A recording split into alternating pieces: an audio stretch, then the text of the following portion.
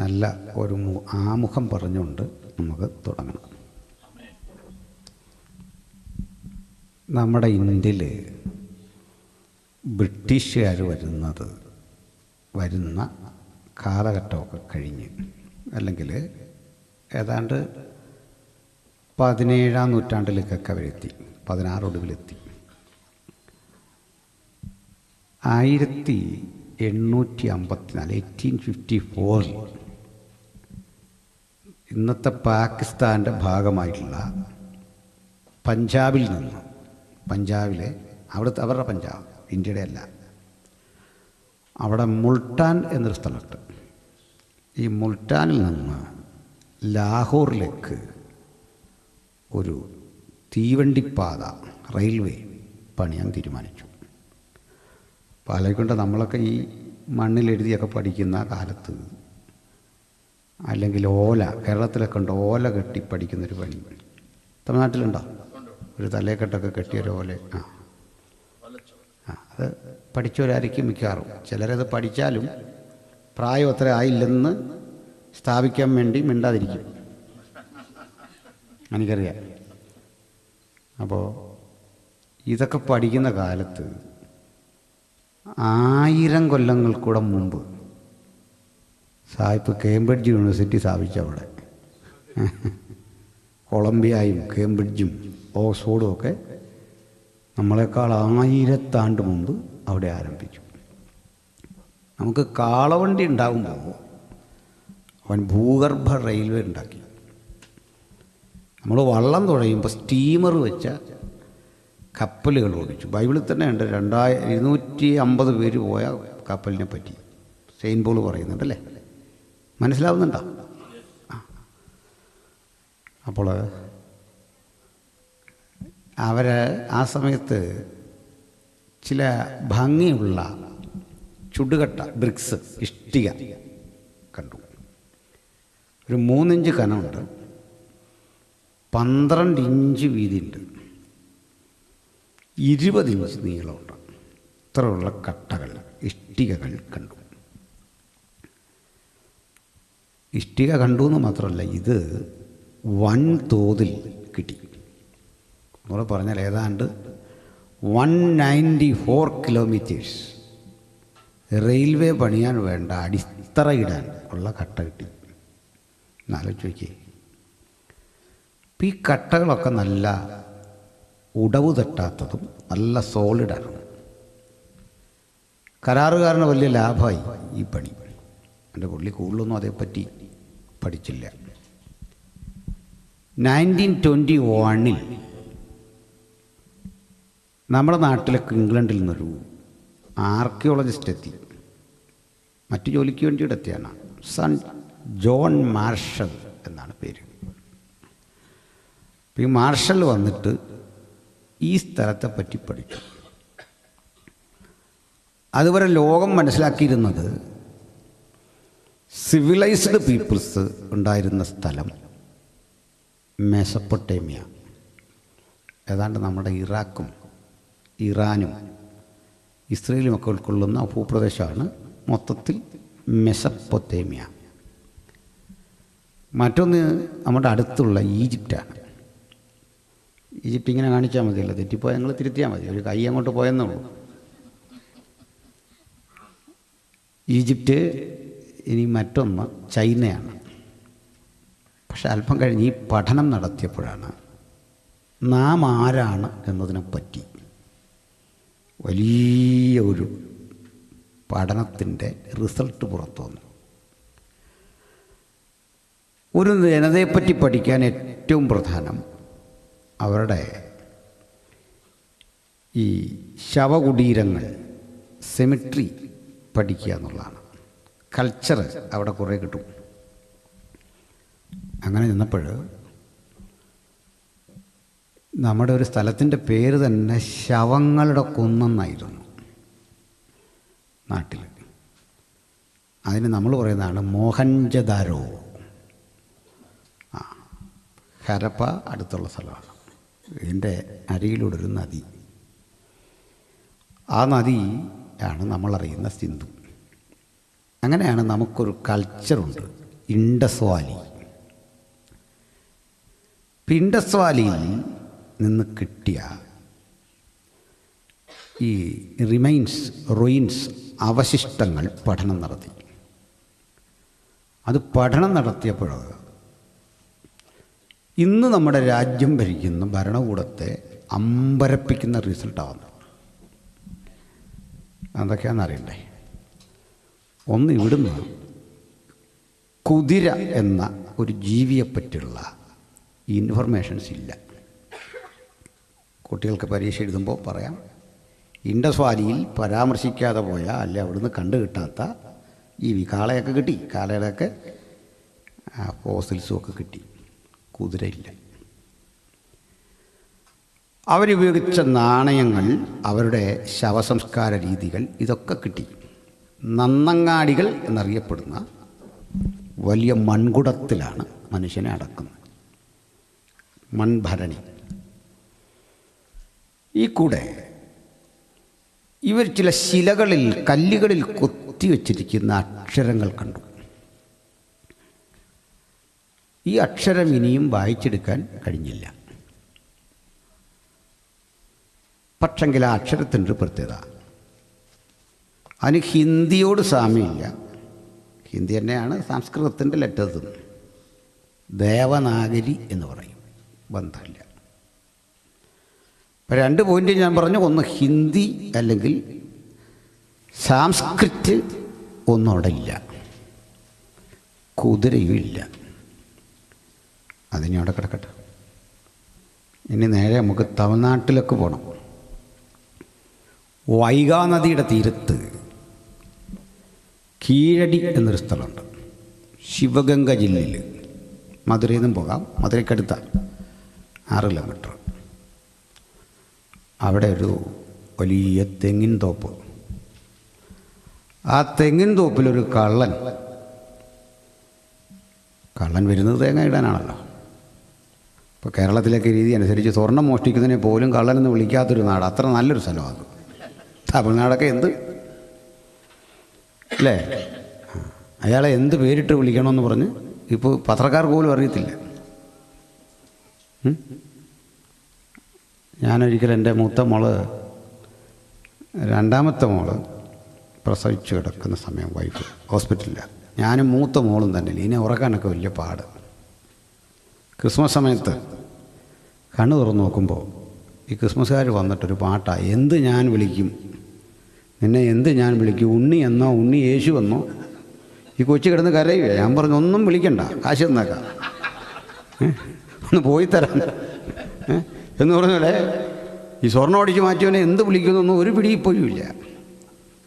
അതും എന്നോടൊരാൾ ചോദിച്ചത്, എന്തിനാ ഈ സ്വർണത്തിൻ്റെ കാര്യമൊക്കെ പോസ്റ്റ് ഇട്ടേ? ഞാൻ പറഞ്ഞത്, നമ്മുടെ നാട്ടിൽ നിന്ന് തട്ടിച്ച് വിജയ് മല്യ പോയി വിദേശത്ത് താമസിക്കുക, കോടികൾ അല്ലേ? ആ വിജയ് മല്യയുടെ കടം നിങ്ങൾ ഈ മണലാരണ്യത്തിൽ കിടന്ന് അധ്വാനിച്ച് വീട്ടിക്കൊണ്ടിരിക്കുക, നിങ്ങളും ഞാനും, GST വഴി. അയാൾ കൊടുത്തായി 30 കിലോ. അപ്പോൾ പിന്നെ പറയാതിരിക്കുമോ ഞാൻ? മനസ്സിലായോ? നിങ്ങൾ കിടന്ന് അധ്വാനിക്കുക, വിജയ് മല്യയുടെ കടം, റോട്ടോമാക്കിൻ്റെ കടമൊക്കെ വീട് നമ്മളിവിടെ കിടന്നു, GST PST എന്നൊക്കെ പറഞ്ഞല്ലേ? അവിടെ അപ്പോഴേ ഈ കള്ളനെ ആളുകൾ ഓടിച്ചു. അവനോട് എത്തുന്നൊരു കുഴിയിൽ ഇങ്ങനെ ഇരുന്നു. പിന്നാലെ ചെന്നപ്പോൾ ഇവനെ കാണുന്നില്ല. അവനെങ്കിലും പോയി കാണും. അപ്പോൾ ഈ കൂടെ ഓടിയൊരു ചങ്ങാതി ഒരു കുഴി കണ്ടു. അപ്പോൾ കുഴിയിൽ ഇവൻ ഉണ്ടാകുമെന്ന് കരുതി അങ്ങോട്ട് നോക്കി. പതുക്കെ ഇറങ്ങിയപ്പോൾ ഇതൊരു പടിക്കെട്ട.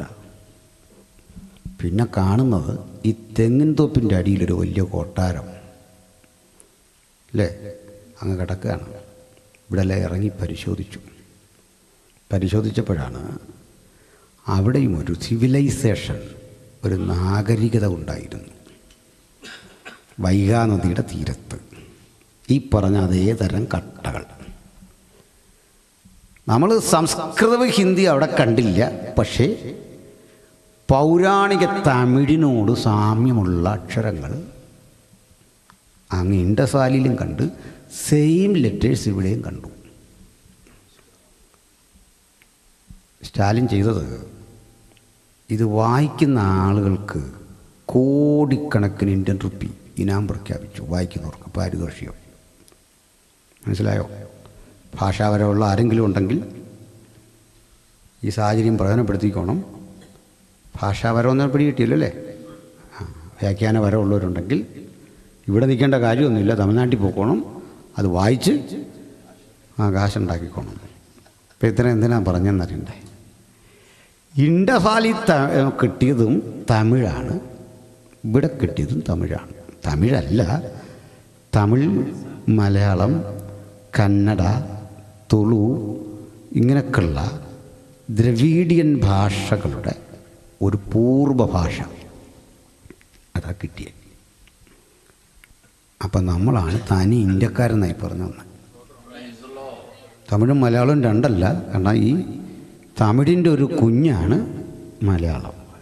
ഭാഷക്കറിയായിരുന്നു അത്, തമിഴിൻ്റെ ഒരു ചെറിയ കുഞ്ഞ്. പിന്നെ എനിക്ക് തമിഴ് കേട്ടാൽ മനസ്സിലാവും, അത്യാവശ്യം ട്രാൻസ്ലേറ്റൊക്കെ ചെയ്യാം, പക്ഷെ തമിഴ് കിട്ടത്തില്ല പറയാൻ. കാരണം ഈ മലയാളം ഇങ്ങനെ പ്രസംഗിച്ച് അതാ കാര്യം. പഠിച്ചത് കോയമ്പത്തൂരാണ്, പക്ഷെ അവിടെ തമിഴൊരു കുറവാണ് ആ പർട്ടിക്കുലർ പ്ലേസിൽ. അതുകൊണ്ട് അറിയാം അത്യാവശ്യം. നിങ്ങൾ എഴുതിയതൊക്കെ എനിക്ക് മനസ്സിലായി എന്താണെന്നൊക്കെ. അപ്പോൾ അതുകൊണ്ട് നിങ്ങൾക്ക് ട്രാൻസ്ലേഷൻ വേണം. അല്പം കഴിയുമ്പോൾ എൻ്റെ മലയാളത്തിൻ്റെ രീതി മാറും. അതാ ഫോമിലായി കഴിയുമ്പം നാട്ടിലൊക്കെ പ്രസംഗിക്കുന്ന ഒരു ശൈലി വരും. അതാ ഓക്കെ, കുഴപ്പമില്ല. അപ്പോൾ പറഞ്ഞാൽ മതി, മനസ്സിലാവുന്നില്ല. എനിവേ, ഈ തമിഴ് സാഹിത്യം വളരെ റിച്ചാണ്, വളരെ ഭംഗിയാണ്. ഞാൻ തമിഴ് പ്രസംഗം കേൾക്കാറുണ്ട്. അത് പൊളിറ്റീഷ്യൻസിൻ്റെ ആ കൂടുതലും. കരുണാനിധി ആണ് ഞാൻ വളരെ ബഹുമാനിക്കുന്നൊരു പ്രീച്ചർ. അപാരമായ ജ്ഞാനമാണ്, വലിയ രണ്ട് ലോജിക്കലി മറുപടി പറയുന്ന.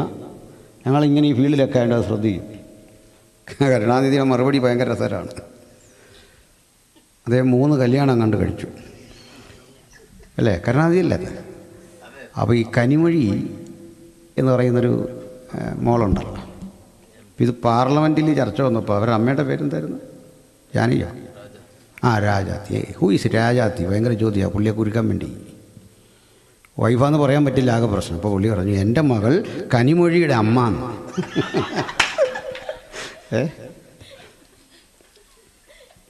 എൻ്റെ മകൾ കനിമൊഴിയുടെ അമ്മ. പിന്നെ ആർക്കെന്തോ കുരുക്കാൻ പറ്റുന്നത്? നല്ല ലോജിക്കലാണ്.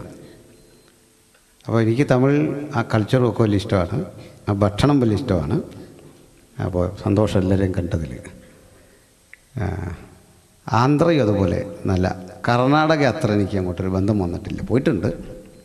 പക്ഷേ മലയാളത്തോട് നല്ല സാമ്യമുണ്ട്, തെലുങ്കിന് ചെറിയ വ്യത്യാസം. എനിവേ, മലയാളവും നമുക്ക് തമിഴും എല്ലാം ഏതാണ്ട് സിമിലറാണ്, ചില വ്യത്യാസം ഇതിലുണ്ട്. കാരണം ഈ ഭാഷകളിലെല്ലാം ബൈബിൾ ഉണ്ടായി. തമിഴിലാണ് ആദ്യം ഉണ്ടാകുന്നത്, പിന്നെയാണ് 1817 മലയാളത്തിലൊരു ബൈബിൾ ഉണ്ടാകുന്നത്. അപ്പോൾ ഞാനൊരു മുഖവിര അങ്ങനെ പറഞ്ഞതേ ഉള്ളൂ. അതിനകത്ത് ഇനി എന്തെങ്കിലും മനസ്സിലാകാഴിക മലയാളത്തിൽ വന്നാൽ ഒന്ന് പറഞ്ഞാൽ നമുക്ക് എന്തെങ്കിലും ഭേദം ചെയ്യാം. എനിവേ, നമ്മൾ നല്ലൊരു വചനമാണ് വായിച്ചത്. തമിഴിലും അല്ല, ഞാൻ അതിനെ ശ്രദ്ധിച്ച് വ്യത്യാസം ഉണ്ടാകും. ഇവിടെ പറഞ്ഞത്, ഞാൻ നിൻ്റെ സന്തതിയെ ഞാൻ തരികയെന്ന് ഞാൻ പടിഞ്ഞാറ് 5-ാം വാക്യത്തിൽ, ഭയപ്പെടേണ്ട, ഞാൻ നിന്നോട് കൂടെയുണ്ട്. ഞാൻ നിൻ്റെ സന്തതിയെ കിഴക്ക് നിന്ന് വരുത്തും, പടിഞ്ഞാറ് നിന്ന് ശേഖരിക്കും.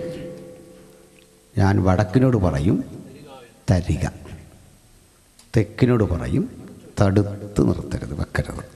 ഇത് കേട്ടിട്ടുണ്ടാവും ഈ വാക്യം. ഇത് കൊള്ളും ഈ പ്രവാചകന്മാർ പറഞ്ഞ ഞാനും കേട്ടിട്ടുള്ളത് ഈ വാക്യം. അപ്പോൾ ഇതെല്ലാം നമുക്ക് പണവുമായി ബന്ധപ്പെട്ടാണ് കേട്ടേക്കുന്നത്. കിഴക്കുനിന്നും പടിഞ്ഞാറുനിന്നും എല്ലാം നമുക്ക് കാശ് കിട്ടുമെന്നായി കേട്ടേക്കുന്നത് അല്ലേ? നമ്മുടെ നന്മയെല്ലാം കിഴക്ക് തടുത്ത് വെച്ചിരിക്കുന്നു, പടിഞ്ഞാറ് വെച്ചിരിക്കുന്നു, ഇതെല്ലാം ഇനി വരും. ഇതാണ് കേട്ടിരിക്കുന്നത് അല്ലേ? ചില വാക്യങ്ങളിലൊക്കെ നമുക്ക് ഭൗതിക അനുഗ്രഹം തോന്നുമെങ്കിലും ഇത് ഭൗതിക അനുഗ്രഹമായിട്ട് ഒരു ബന്ധമില്ല ഈ വാക്യത്തിന്. ഇപ്പം ഈ പശ്ചാത്തലം നമുക്കൊന്ന് ഗ്രഹിച്ചു പോകണം. ഇതൊരു പ്രവചന ഭാഗമാണ്, അതിലേക്കാണ് നമ്മൾ പോകുന്നത്. നമ്മുടെ കർത്താവായ യേശുക്രിസ്തു യഹൂദയിലാണ് ജനിക്കുന്നത്. യഹൂദിയയിലെ ബേത്ലഹേമിൽ ജനിച്ച് നസ്രത്തിൽ വളർന്ന് ഗലീലിലെങ്ങും പ്രവർത്തന മേഖലയാക്കി 33.5 കൊല്ലം നമുക്കൊപ്പം. ഈ 33.5 കൊല്ലങ്ങളിൽ 3.5 കൊല്ലം മാത്രമാണ് പ്രസംഗിച്ചത്. 3.5 കൊല്ലം. ഈ 3.5 കൊല്ലങ്ങളുടെ കലണ്ടർ ചന്ദ്രപഞ്ചാംഗമാണ്. ചന്ദ്രനാണ് മാനദണ്ഡം, സൂര്യനല്ല. നമുക്കിന്ന് സൂര്യനാണ് കലണ്ടറിൻ്റെ ആധാരം. ഇവിടെ ഈ തേങ്ങാപ്പൂളും ഇതൊക്കെ വെച്ചിട്ടുണ്ടല്ലോ അല്ലേ, പച്ചക്കകത്തൊരു തേങ്ങാപ്പൂള്. അപ്പോൾ ആ ഡേറ്റും ഒക്കെ കൃത്യം ഒത്തു വരുന്നത് അങ്ങനെ ഇവർ ക്രമപ്പെടുത്തിയേക്കുന്നുണ്ടാ. മനസ്സിലായില്ലേ? കാരണം ചന്ദ്രനാണ് പണ്ട് അതും ബൈബിൾ അടിസ്ഥാനം, ഇവിടെ ഒന്നുമല്ല. അവൻ കാലനിർണയത്തിനായി ചന്ദ്രനെ നിയമിച്ചു. ഇതനുസരിച്ച് 360 ഡേയ്സാണ് ഒരു വർഷം. 360 ഡിഗ്രിയിലാണ് ഒരു റൗണ്ടൊക്കെ വരുന്നത്. അതിനെ അങ്ങനെയൊക്കെ പറയാമല്ലോ. ഇത് 90 ഡിഗ്രി 360 എന്നൊക്കെ പറയുന്ന കോഡുമായി ബന്ധപ്പെട്ടൊരു പഠനം കൂടാണ്. ഒത്തിരി സയൻറ്റിഫിക്കലാണ്. അപ്പോൾ ഈ ദിനങ്ങളെ എണ്ണി നോക്കി അവധി ദിനങ്ങളുമൊക്കെ മാറ്റി യേശു ആകെ പ്രസംഗിച്ചു എന്ന് കരുതുന്നത് 1000-ൽ പരം ദിവസങ്ങൾ മാത്രം. അത്രയും ദിവസമുള്ളൂ. പ്രസംഗത്തിൻ്റെ എണ്ണം എടുത്താലും 100 കണക്കിനൊന്നുമില്ല, അത്ര ഒന്നുമില്ല, വേണേ കൂട്ടാം. അപ്പോൾ യേശു പ്രസംഗിച്ച ഭാഷ അരമായിക്കാണ്. അരാമിക്കെന്നോ പറയാവുന്നൊരു ഭാഷ. യേശുവിൻ്റെ കേൾവിക്കാരാകട്ടെ ജൂതന്മാരിലെ ഒരു സമൂഹം. കുറച്ചു മാത്രം പ്രസംഗിച്ചു, കുറച്ച് നാൾ മാത്രം പ്രസംഗിച്ചു, ചെറിയൊരു സമൂഹത്തോട് പ്രസംഗിച്ചു. ആയിരക്കണക്കിന് ആളുണ്ട്, പക്ഷെ മൊത്തത്തിൽ പോപ്പുലേഷൻ എടുത്താൽ ഒരു ചെറിയ കമ്മ്യൂണിറ്റിയോട്. എണ്ണവും കുറവാണ്. അപ്പം ഞങ്ങളൊക്കെ ചിലപ്പോൾ പറയാറുണ്ട്, ഇത്ര പ്രസംഗം കഴിഞ്ഞു. യേശു അത്രയൊന്നും പ്രസംഗിച്ചിട്ടില്ല. എല്ലാത്തിലും ഇവർ യേശു ഒരു വിദേശ രാജ്യത്തും പോയിട്ടില്ല. പോയത് ചെറുപ്പത്തിൽ ഈജിപ്തിൽ രക്ഷപ്പെടാൻ വേണ്ടി കൊണ്ടുപോയി. ഒരു രാജ്യത്തും പോയിട്ടില്ല. അന്നേരം നമ്മളെപ്പോലൊക്കെ എവിടെയും പോയിട്ട് വന്നിട്ട് പറയും, ഞാൻ ടെക്സാസിലായിരുന്നപ്പോൾ ഞാൻ ഒക്ലഹോമയിൽ വന്ന് നിൽക്കുമ്പോൾ ട്രംപ് അപ്പുറത്തുനിന്ന് ചായ കുടിക്കുന്നു. ഇങ്ങനെ ഒന്നും പറയാൻ ഒരു പശ്ചാത്തലവും ഇല്ല, അവിടം വിട്ട് പോയിട്ടുമില്ല. യേശു ഒരു പാട്ടും എഴുതിയിട്ടില്ല, ഒരു പുസ്തകവും എഴുതിയിട്ടില്ല, ഒരു ബിൽഡിങ് പണിതില്ല, ഒരു പള്ളി കെട്ടിപ്പൊക്കിയില്ല, ഇതൊന്നും ചെയ്തിട്ടില്ല. സ്വന്തമായിട്ടൊരു വീടുണ്ടാക്കിയില്ല. അപ്പോൾ ഒരു പാട്ടെഴുതാത്തവനെ പറ്റിയാണ് ഏറ്റവും അധികം പാട്ട്. ഇനി പിറക്കാനിരിക്കുന്ന പാട്ടുകളും അവനെക്കുറിച്ചാണ്. ആ റെക്കോർഡൊന്നും ചരിത്രത്തിലൊരുത്തനും ഭേദിക്കുകയില്ല. ഒരു ഗ്രന്ഥവും എഴുതാത്തവനെക്കുറിച്ചാൽ ലോകത്തേറ്റവും അധികം ഗ്രന്ഥം. ഒരു ഗ്രന്ഥം എഴുതിയിട്ടില്ല. ഹല്ലേലൂയ. നാട് വിട്ട് പുറത്തിറങ്ങാത്തവനെ പറ്റിയ ലോകം മുഴുവൻ പ്രാർത്ഥിക്കുന്നത്, ആരാധിക്കുന്നത്, ഉലകം മുഴുവൻ ആരാധിക്കുന്നത് ആ മഹത്തരമായ നാമത്തെയാണ്. സ്തോത്രം.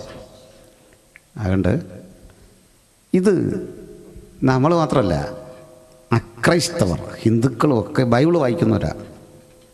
കേരള നിയമസഭ വന്നാൽ ഒന്ന് പറഞ്ഞ് രണ്ടാമത്തെ ഇനി MLA മാരെല്ലാം ബൈബിളിലൊരു വാക്യം എടുക്കുന്നത്. അതെല്ലാം ഹിന്ദുക്കളാണ് മിക്കവാറും. അറിയാത്തത് ക്രിസ്ത്യാനിക്ക്, അതാ രസം. അതാ പറഞ്ഞാൽ തെറ്റിക്കും. സ്വരാജൊക്കെ പറഞ്ഞാൽ കറക്റ്റാണ്, മാണിസാർ പറയുമ്പോൾ തെറ്റിപ്പോവാം. എന്തെങ്കിലുമൊക്കെ അത് വിളിച്ചു പറയും. VS ഒക്കെ പറയുന്നത് വെട്ടാനാണെങ്കിലും ആ വാക്യം ഉപയോഗിക്കുന്ന ശൈലി ഭയങ്കരമാണ്. ചാകാത്ത പുഴുവും കേടാത്ത തീയുള്ള നരകത്തിലാണല്ലോ മാണി പോകുന്നതൊക്കെയാണ് പ്രസംഗിക്കുന്നത്. അപ്പോൾ ഇതെന്താ കാര്യം? ബൈബിൾ അത്ര ആളുകൾക്ക് വായിക്കാൻ പറ്റുന്ന സ്വാധീനതയുള്ള പുസ്തകമാണ്. മാത്രമല്ല, ഇപ്പം ഞാൻ നിങ്ങൾ ചോദിക്കുന്ന ചെറിയ ചോദ്യത്തിനൊക്കെ ഉത്തരം പറയാൻ പറ്റിയേക്കാം. പക്ഷേ ഇത് അങ്ങനെ ഒരു സ്കോളറൊന്നും വേണ്ട. ഈ പദം പറയാൻ തെറ്റിദ്ധരിക്കരുത്. Any fool can understand holy scripture. നമുക്ക് അങ്ങനെ അങ്ങ് സമ്മതിച്ചേക്കാം. ഏത് വിഡ്ഢിക്കും മനസ്സിലാവുക. ഹല്ലേലൂയ. നമ്മളാരും ജ്ഞാനികളല്ലെന്നേ സമ്മതിച്ചട്ടെ. ഹല്ലേലൂയ. ആ ഏത് വിഡ്ഢിക്കും പിടികിട്ടും യേശുക്രിസ്തു ആരാണ്. ഹല്ലേലൂയ. നമ്മൾ ബുദ്ധിമാന്മാരായണ്ടല്ല ഇവിടെ വന്നത്. ഒക്കെ ഒന്നും കഴിയില്ല. അതുകൊണ്ട് കർത്താവ് നമ്മളെ ഇതൊക്കെ പഠിപ്പിച്ചതാണ്. സ്തോത്രം. അപ്പോൾ യേശുവിൻ്റെ പഠിപ്പിക്കലിൽ 2-3 ശൈലികളുണ്ട്. Teaching, preaching and performing miracle. Teaching ഉണ്ട്, പ്രീച്ചിങ് ഉണ്ട്, മിറാക്കിൾ പെർഫോം ചെയ്യുക, അല്ലെ ഹീലിംഗ് എന്ന് വേണേൽ പറയാം. ഈ കർത്താവ് ഇതൊക്കെ ചെയ്തിട്ട് പ്രധാനപ്പെട്ടൊരു വിഷയത്തെ ഊന്നൽ നൽകി പ്രസംഗിച്ചു. എൻ്റെ രാജ്യം വരുന്നു. നമ്മളെ പ്രാർത്ഥിക്കാൻ പഠിപ്പിച്ചപ്പോഴും ഇതേ കാര്യം പറഞ്ഞു. നിൻ്റെ രാജ്യം വരണമേ. സ്തോത്രം. എൻ്റെ രാജ്യം ഇവിടെ വരണം. നിൻ്റെ രാജ്യം വരണമേ. എന്നിട്ട് ഒന്നുകൂടി പറഞ്ഞു, അങ്ങയുടെ ഇഷ്ടം സ്വർഗത്തിലെ പോലെ ഭൂമിയിലാകണം. പിന്നെ നമുക്ക് തെറ്റുകൾ ക്ഷമിക്കാൻ മാത്രം ഒരു ചെറിയ കുരു കിട്ടും. ചുമ്മാ നമ്മുടെ തെറ്റ് ക്ഷമിക്കുകയല്ല. എത്ര കണ്ണീരൊഴുക്കി പ്രാർത്ഥിച്ചാലും നമ്മുടെ കുറ്റവും പാവവും ക്ഷമിക്കുകയല്ല. ഒരു ചെറിയ കുരുക്കൊണ്ടത് പരിഹരിച്ച് വരണം. നിങ്ങളുടെ തെറ്റുകാരോട് നിങ്ങൾ ക്ഷമിച്ചതുപോലെ ഞാൻ നിങ്ങളോട് ക്ഷമിക്കത്തുള്ളൂ. മനസ്സിലായില്ലേ? ഞങ്ങൾ രണ്ടൊരു പ്രശ്നമുണ്ട്. ഞങ്ങളിവിടെ ഭയങ്കര പ്രശ്നമായിട്ട് ഞാനിവിടെ ഒന്ന് പ്രാർത്ഥിച്ചാൽ കേൾക്കുകയില്ല. അന്നേരം പറയും, മോനെ നീയുമായിട്ട് എനിക്കൊരു വിഷയമില്ല, ഷിബു ബ്രദറുമായിട്ട് എൻ്റെ വിഷയമില്ലേ, നിങ്ങൾ പോയി തീർത്ത് വെച്ച് ഇങ്ങ് വാ. അപ്പോഴേ തീർന്നു. ഇങ്ങനെ ഞാൻ പോയി ഷിബു ബ്രദറിൻ്റെ മുമ്പിൽ തലകുനിച്ച് നിന്ന് എൻ്റെ പാവം ഏറ്റു പറയുമ്പോൾ എൻ്റെ ഈഗോ എല്ലാം അവിടെ ഒരു തീരും. ഹല്ലേലൂയ. അങ്ങനെ അവിടെ നമ്മളെ ചെറുതാക്കി സമൂഹത്തിൽ വലുതാക്കുന്ന ഒരു പ്രക്രിയയാണ് നമ്മളെ കർത്താവ് പഠിപ്പിച്ച പ്രാർത്ഥനയുടെ മർമ്മം എന്ന് പറയുന്നത്. സ്തോത്രം. ഹല്ലേലൂയ. അത് നമുക്കൊരു വലിയ മാനസിക സുഖമാണേ. ഒരു തെറ്റ് പറ്റിയെങ്കിൽ സോറി പറഞ്ഞു ഹൃദയംഗമായി ക്ഷമ ചോദിച്ചു കഴിയുമ്പോൾ നമ്മൾ റിലാക്സ്ഡായി. അത് കുടുംബത്തിലാണെങ്കിലും ഭാര്യയോടാണെങ്കിലും ഭർത്താവിനോടാണെങ്കിലും തെറ്റുപറ്റിയെങ്കിൽ ഹൃദയം തുറന്ന് തെറ്റുപറ്റിയെന്ന് പറയുമ്പോൾ കിട്ടുന്ന ആ റിലാക്സേഷൻ ഭയങ്കര. ഇത് പറയാത്തതാ ആ കുടുംബത്തിൽ നിന്ന് ഇരുട്ട് പോകാത്ത. നിങ്ങൾക്കൊരു ദുഃഖം പോലെ പറഞ്ഞപ്പോൾ അല്ലേ, അവിടെ എല്ലാം വരെ കുഴപ്പമില്ലായിരുന്നു, ഇവിടെ വന്നപ്പോൾ അത് പൊളിഞ്ഞു പോയി അല്ലേ. നമുക്കൊന്നും പറ്റാത്തൊരു കാര്യം അതല്ലേ. സ്തോത്രം. ഞങ്ങളുടെ നാട്ടിലൊരു ബാങ്ക് മാനേജർ വിശ്വാസിയുണ്ട്. ഞാനവരുടെ വീട്ടിലേക്ക് ഒരു ദിവസം ചെല്ലുമ്പോൾ ഈ സാറും ഭാര്യയുടെ ഭയങ്കര അത്യാവശ്യം കുടുംബത്തിലെ വഴക്കാണ്. അതൊക്കെ വീട്ടിലെ ചെറിയ കാര്യങ്ങളൊക്കെ അല്ലേ. അപ്പം നമ്മളത് ചെന്നും പോയി. അപ്പം ഞാൻ കേട്ടുകൊണ്ട് ചെല്ലുന്നത്, ഞാൻ 3 കല്യാണം നടത്തി എൻ്റെ ഈ ചെറിയ വരുമാനത്തിൽ നിന്ന്. എനിക്ക് 2 പെങ്ങന്മാരേ ഉള്ളൂ, അവരെ കെട്ടിച്ചു വിട്ടു. അപ്പോൾ ഈ സഹോദരി ചോദിക്കുക, അതെങ്ങനെ 3 കല്യാണം? ഒന്ന് നിൻ്റെ കല്യാണം. ഭാര്യയുടെ നിന്നെ ആര് കെട്ടാനായിരുന്നു? നിൻ്റെ കല്യാണം കൂടെ ഞാൻ നടത്തിയത് കാശ് മുടക്കി. ഇങ്ങനെയൊക്കെ ചിന്തിക്കുന്ന മനുഷ്യരുടെ ലോകത്താണ് നമ്മൾ ജീവിക്കുന്നല്ലേ. ഞാനും ചെന്നതിനകത്ത് പെട്ടുപോയി. കാരണം ചിലരെ നമുക്ക് തിരുത്താൻ ഭയങ്കര പാടാണ്. അപ്പം അതുകൊണ്ട് നമ്മുടെ കർത്താവ് പഠിപ്പിച്ചു ഇങ്ങനെ ക്ഷമിച്ചിട്ടുണ്ട്. ഇതുപോലൊന്നും പഠിപ്പിച്ചൊരു ഗുരുവില്ല. ഇവിടെയാണ് ഞങ്ങളെപ്പോഴും പറയുന്നത്, നമ്മുടെ കർത്താവ് ജീവിച്ച പോലെ ലോകത്തേത് രാജ്യത്തും ജീവിക്കാം. സൗദി അറേബ്യ ജീവിക്കാം, ഒരു കുഴപ്പമില്ല. കർത്താവ് നമുക്ക് പറ്റാത്തതാണ് നമ്മുടെ പ്രശ്നം. പക്ഷെ നമ്മൾ ഈ മഹാരഥന്മാരെന്നൊക്കെ ഈ നാട്ടുകാർ പറയുന്ന ആളിൻ്റെ ജീവിച്ച പോലെ ഇവിടെ പോലും ജീവിക്കാൻ പറ്റിയല്ല, അകത്ത് പോകും. നാട്ടുകാർ ചോദിക്കും നാട്ടിലൊക്കെ ആണെങ്കിൽ. ഇവിടെയാണ് യേശുവിൻ്റെ മഹത്വം. അതിനെ നമ്മൾ പറയുന്നത് അവന് തുല്യനായി ഒരുവനുമില്ല. ഹല്ലേലൂയ. നമ്മൾ വിശ്വസിക്കുന്ന കർത്താവിന് തുല്യനായി ഒരുവനുമില്ലെന്ന്. സ്തോത്രം. ഞാൻ വചനത്തിലേക്ക് വരാം. ഒരു വിഷയം കൂടി ഇതിനകത്ത് പറയാനുണ്ട്. ഈ നമ്മളുടെ അടുത്ത കാലത്ത് വല്ലതും വിവാഹിതരായവരുണ്ടോ? 1 കൊല്ലത്തിനിടയ്ക്ക് അത് 1 കൊല്ലത്തിനകത്ത് കുഞ്ഞാണ് മോളെ 1 കൊല്ലമായുള്ളൂ അല്ലേ? ഹസ്ബൻഡ് ഉണ്ടോ അവിടെ? നാട്ടിലാണ്. 1 കൊല്ലമായുള്ളൂ അല്ലേ? 3 months. 1 കൊല്ലത്തിനകത്തെന്ന് പറഞ്ഞാൽ അത് മതി. 2 കൊല്ലത്തിനുള്ളിൽ വിവാഹിതരായവരുണ്ടോ? ഒരു പരമാർത്ഥം തുറന്നങ്ങ് പറയാനാ. ക്ഷമിക്കണം, അല്ലേ വിവാഹിതരല്ലേ ഭൂരിപക്ഷം. ഈ പുതിയ പെൺകുട്ടികൾ വിവാഹിതനാകാനുള്ളവരൂടെ പഠിച്ചു. കുഞ്ഞ് കല്യാണം കഴിഞ്ഞോ? ഇല്ലല്ലോ. എന്നാൽ പഠിച്ചു ഈ കാര്യമൊക്കെ. നിങ്ങളൊരു ചായ ഇട്ടോ ഒരു കറി വെച്ചോ ഒക്കെ കൊടുത്താൽ ആ ചങ്ങാതിക്ക് അത് കഴിക്കാൻ ഒരു തൃപ്തിയും കാണത്തില്ല. പിണങ്ങിയിട്ടൊന്നും കാര്യമില്ല. നേഴ്സാണോ? അതൊക്കെ നന്നായിട്ട് ചെയ്യും. പക്ഷേ ചായ പുള്ളിക്ക് ഇഷ്ടപ്പെടത്തില്ല, ചപ്പാത്തി ഇഷ്ടപ്പെടത്തില്ല, ഊണ് ഇഷ്ടപ്പെടത്തില്ല.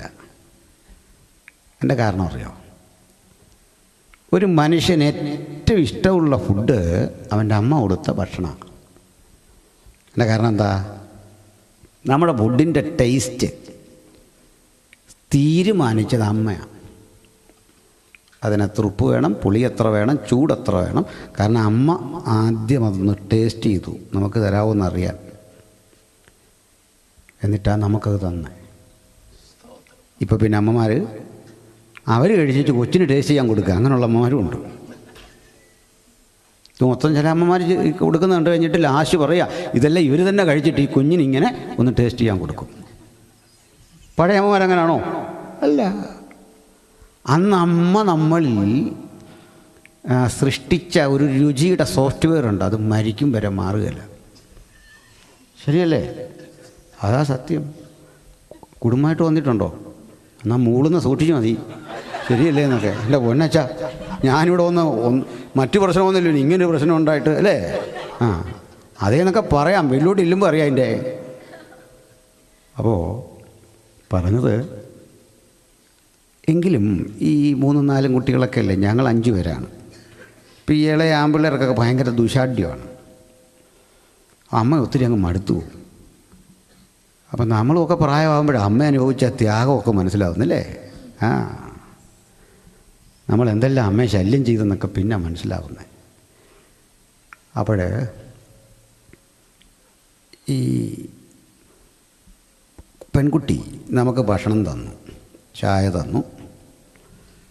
ഇതൊക്കെ തരുമ്പോൾ നമ്മളൊന്ന് നോക്കും കഴിക്കാൻ പറ്റുമോന്ന്. പറ്റില്ലെങ്കിലും കഴിച്ചു പോകും.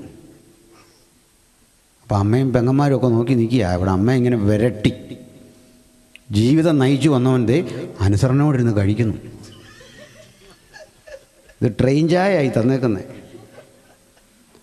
മനസ്സിലായില്ലേ? മദ്രാസ് മെയിലിൽ നിന്ന് കിട്ടുന്ന ചായയാണ് ഈ കൊച്ചെടുത്ത് തന്നേക്കുന്നത്. ചായ പോലൊരു സാധനം ഇങ്ങനെ കുടിക്കുക. എന്തൊരു ത്യാഗം!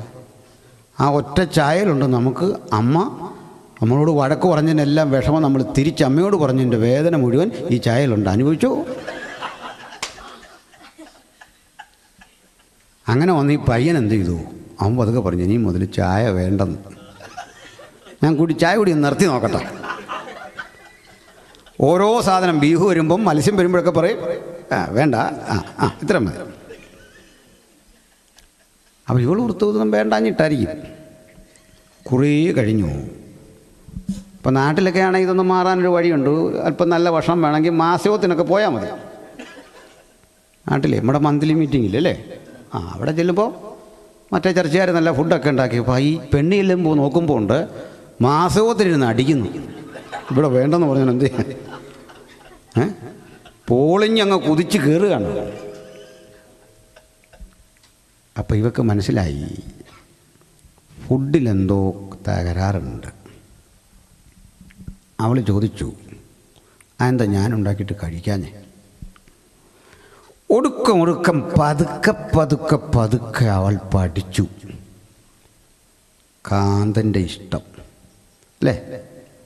അപ്പം അവൾ ഉയർന്നു. ഇപ്പം അവൾ തന്നെങ്കിലേ ചായ ശരിയാവും. അങ്ങനെയില്ലേ?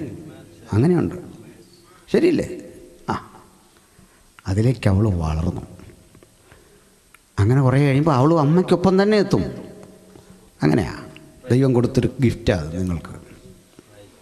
തിരിച്ച് ആ ഘട്ടത്തിൽ ഇവൾ ചോദിക്കുക, അല്ല അന്ന് അത്രയും കൊള്ളൂലാഞ്ഞിട്ടും അതൊക്കെ എന്തിനാ കഴിച്ചേ?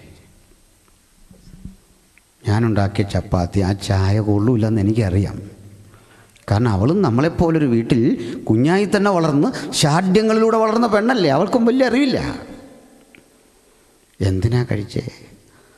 അന്ന് അവൻ പറഞ്ഞു, നിന്നോടുള്ള സ്നേഹം. അതല്ലേ? അങ്ങനെയെങ്കിൽ നമ്മൾ ഈ ജീവകാലം മുഴുവൻ തമ്പുരാന് കൊടുത്ത സ്തുതിയും സ്തോത്രവും പാട്ടും പ്രസംഗവും ഒന്നും വലിയ ക്വാളിറ്റി ഉള്ളതല്ല ആണോ? പക്ഷെ അവൻ കൈപ്പറ്റി. ഒറ്റ കാരണം, നമ്മളോടുള്ള സ്നേഹം.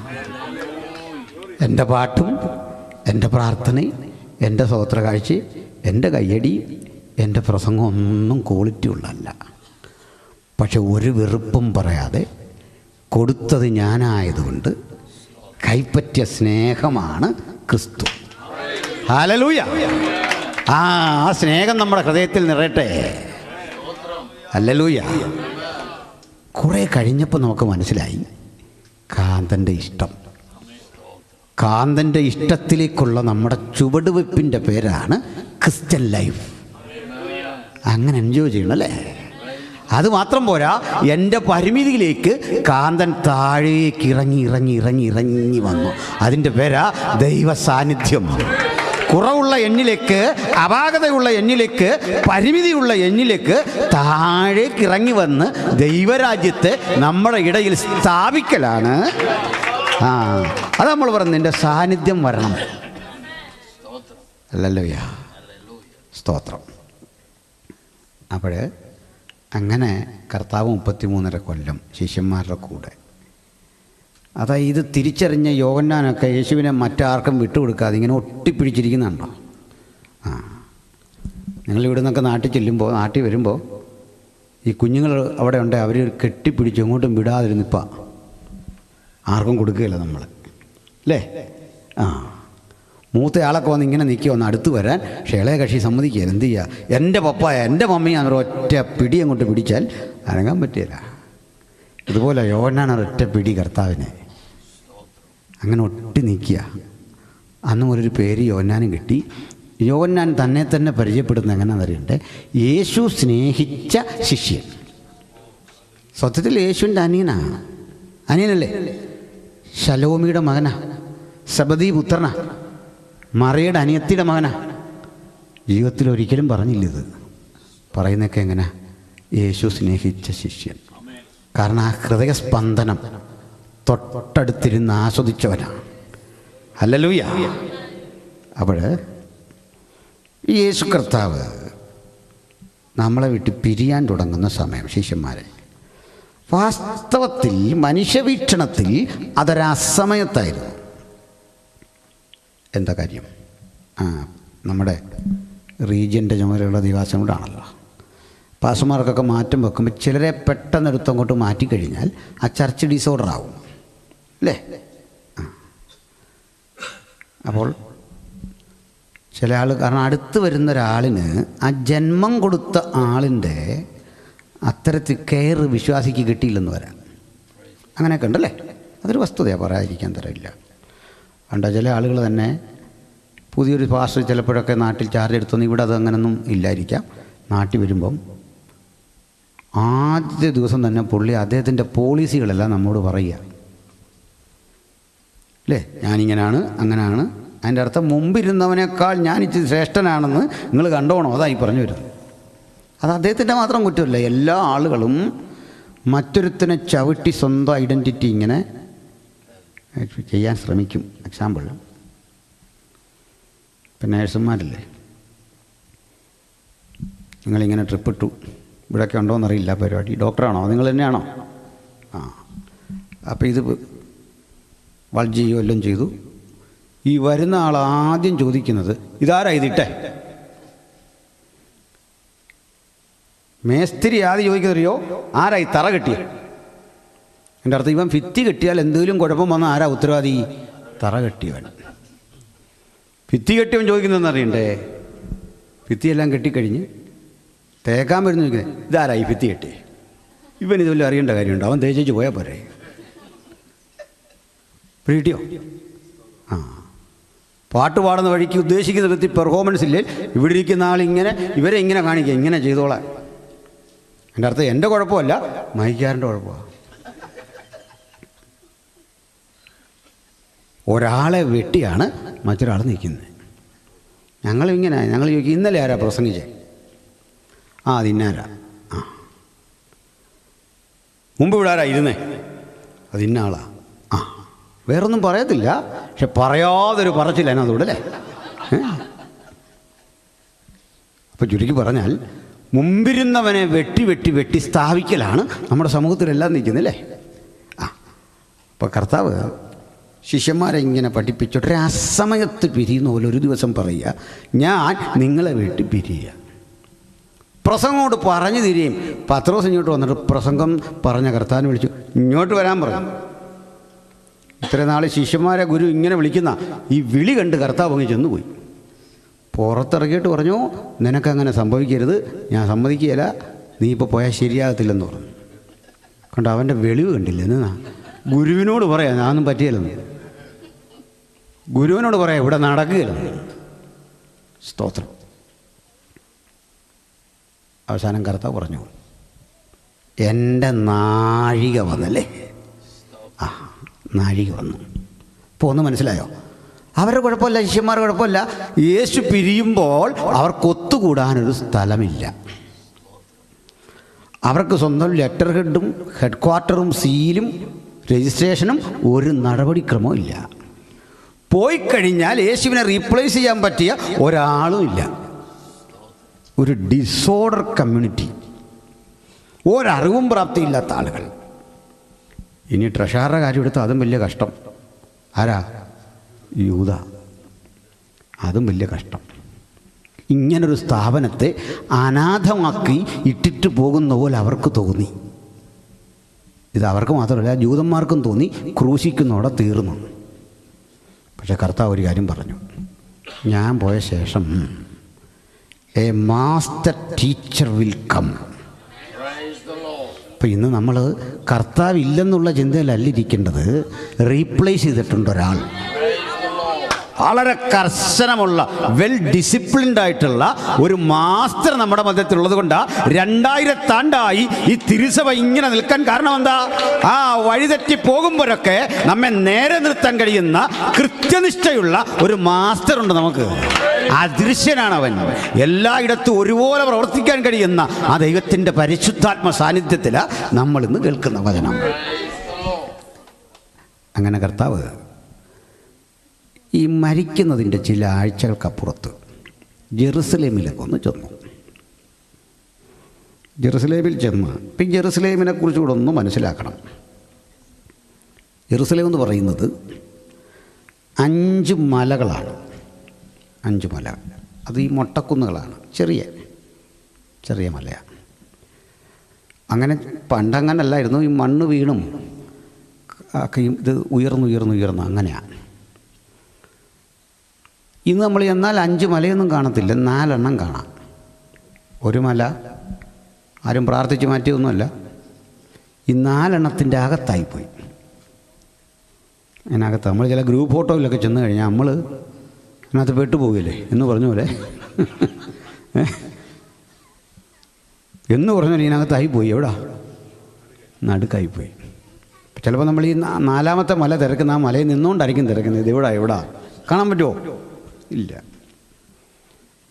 ആ മലകളെല്ലാം മുട്ടി ഒരുമി നിൽക്കുക.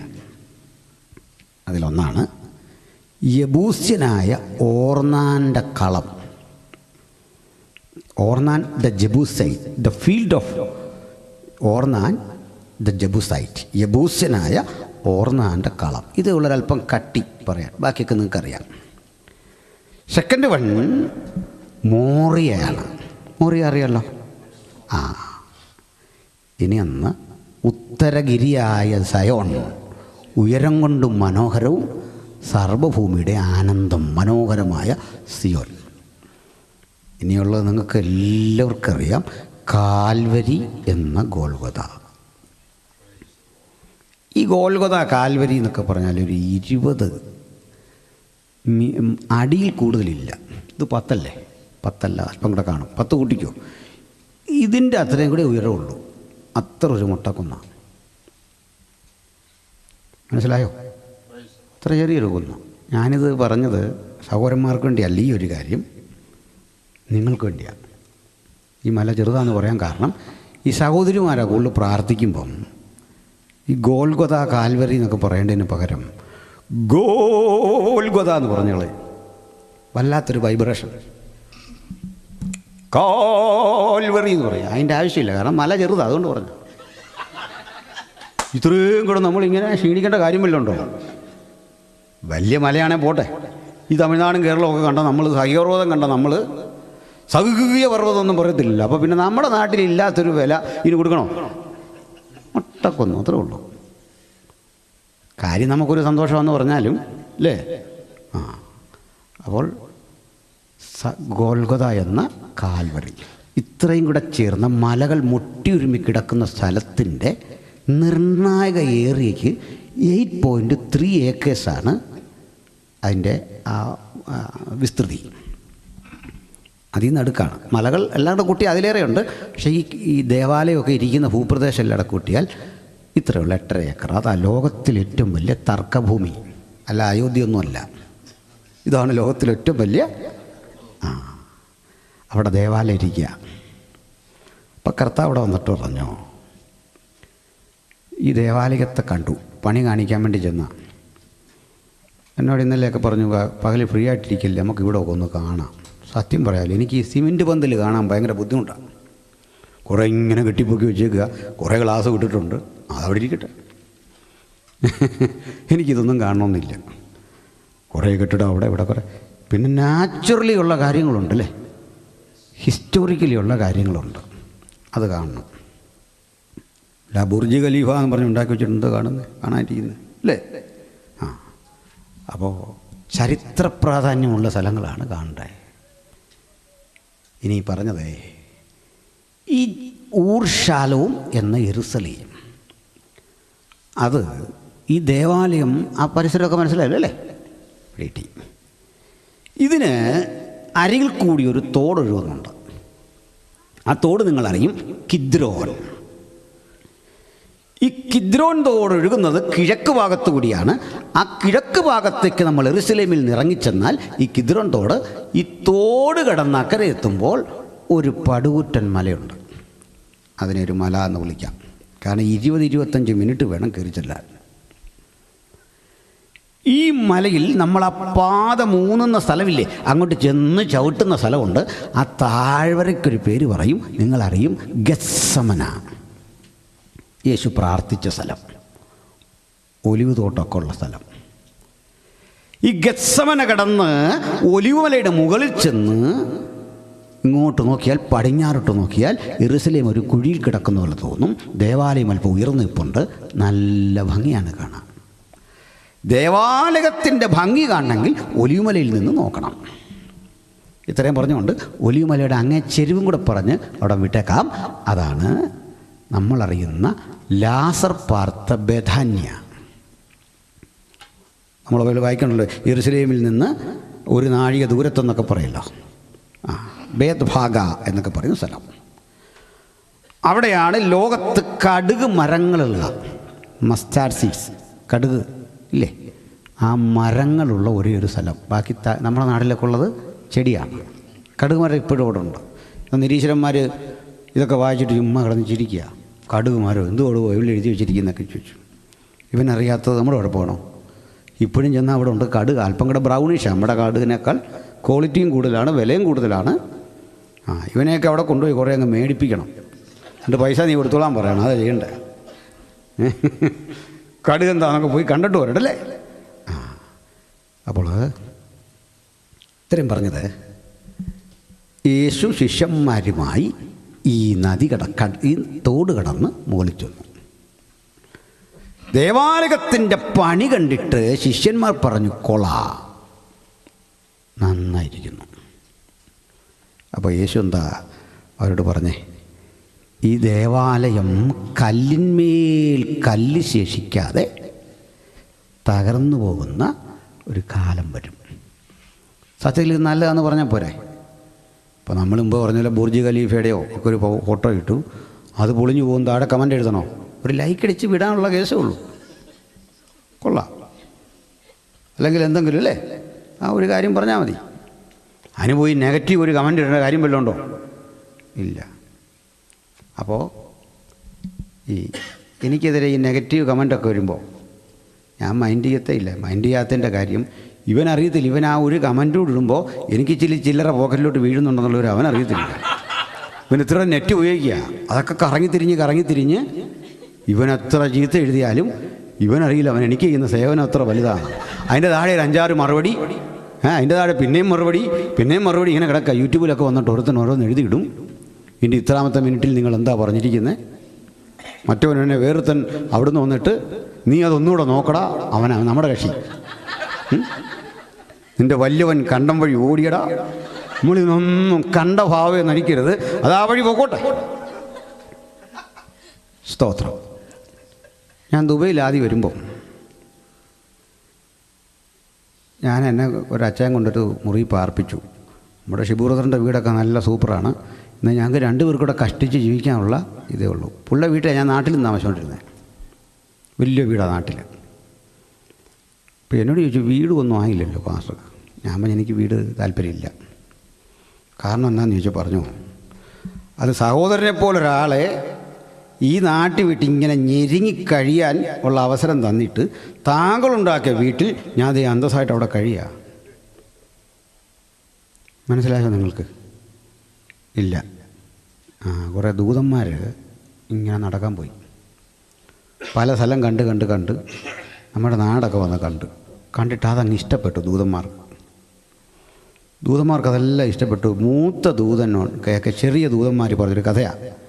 ഇതെല്ലാം ഇട്ടിട്ട് ഇവർ ഈ സൗദി പോയി ജീവിക്കേണ്ട കാര്യമുണ്ടോ? ഇത്രയും സ്ഥലമുണ്ടല്ലോ. അന്ന് വലിയ ദൂതൻ പറഞ്ഞു കൊടുത്തു, കുഞ്ഞെ ഇവന്മാർക്ക് എന്തോ കൊടുത്താലും ഇവരവിടെ നിൽക്കുകയില്ല.